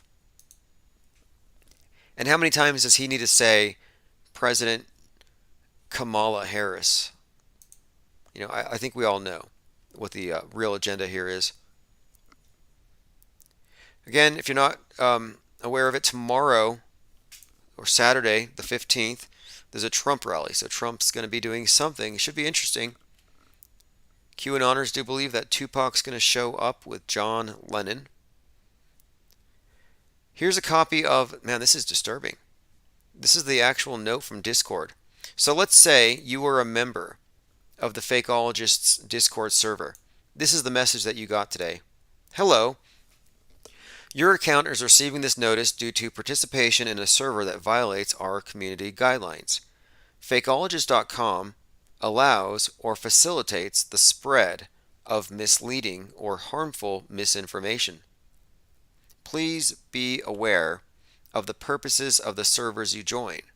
If servers you are in post content that goes in violation of our guidelines, we suggest that you snitch and report, blah, blah, blah. Okay, so there you have it. Harmful misinformation. Which is why I only advocate helpful misinformation. Conspiratainment and helpful misinformation. Again, the types of people who would need that kind of a warning are the same types of people who wear 3 layers of masks and still feel unsafe and cry when they get home. But again, the 3rd layer should absorb all that tear flow. Okay, everyone, this has been great. We will be, oh, look at this. Commenter says, Miss Universe was at the Empire State Building yesterday. With any luck, the universe will fall on New York City. Well, there is an asteroid that they say is the size of the Empire State Building. And it's going to be hitting us here in the next few days. I think on the 18th, we're also going to be killed by asteroids. And I think we were supposed to be hit on the 13th. They're so flippant about making these predictions, and they don't even care if they're wrong. But I guess they only have to be right once. All right. Same time tomorrow.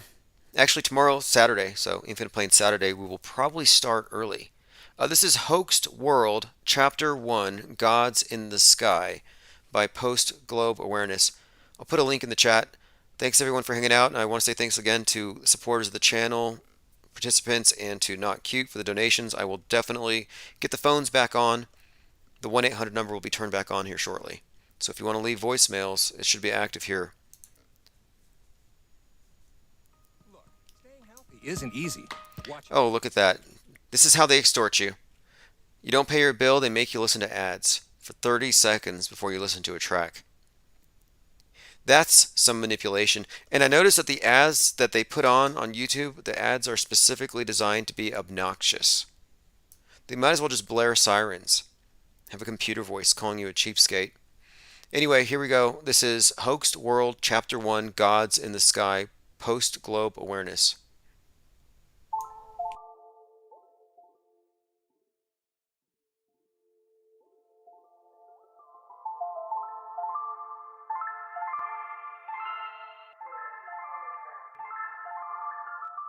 Water doesn't curve for fuck, they give a vacuum, ain't ever buckets fake. Telling you about spins and orbits on vanities like little hobbits. You've never felt the orbital speed, there's no way you could stay on your feet while you're blasting in every direction. You do need a redirection.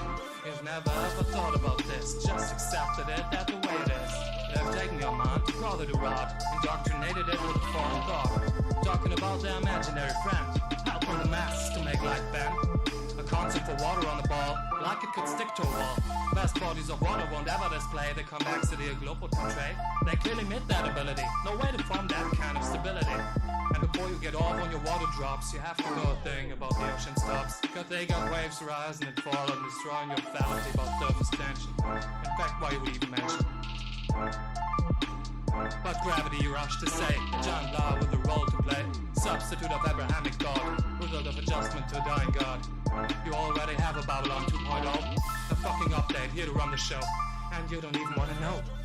It is the same old glorification of the guy. Roman gods are above, they never die. And the theme's one hell of a genius thought. Gravity is still unproven and a fraud. And look at the theoretical black holes. They've taken money and debt and their goals, presenting now pretty graphs and sheets to myth logic while at a feeds.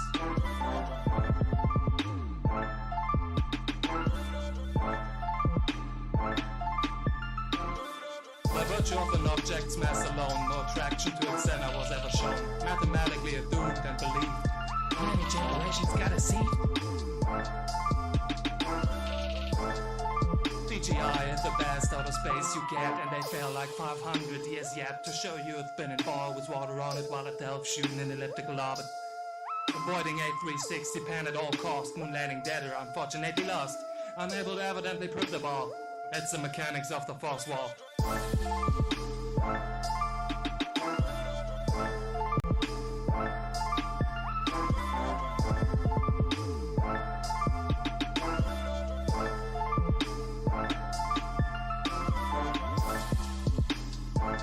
gravity be all around and everywhere, apparently making everything is fair, giving you uncountable objects in orbits, a random universe of chaotic movements.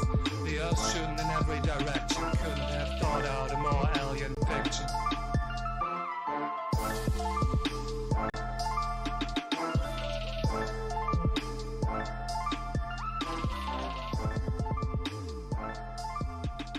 Code is new.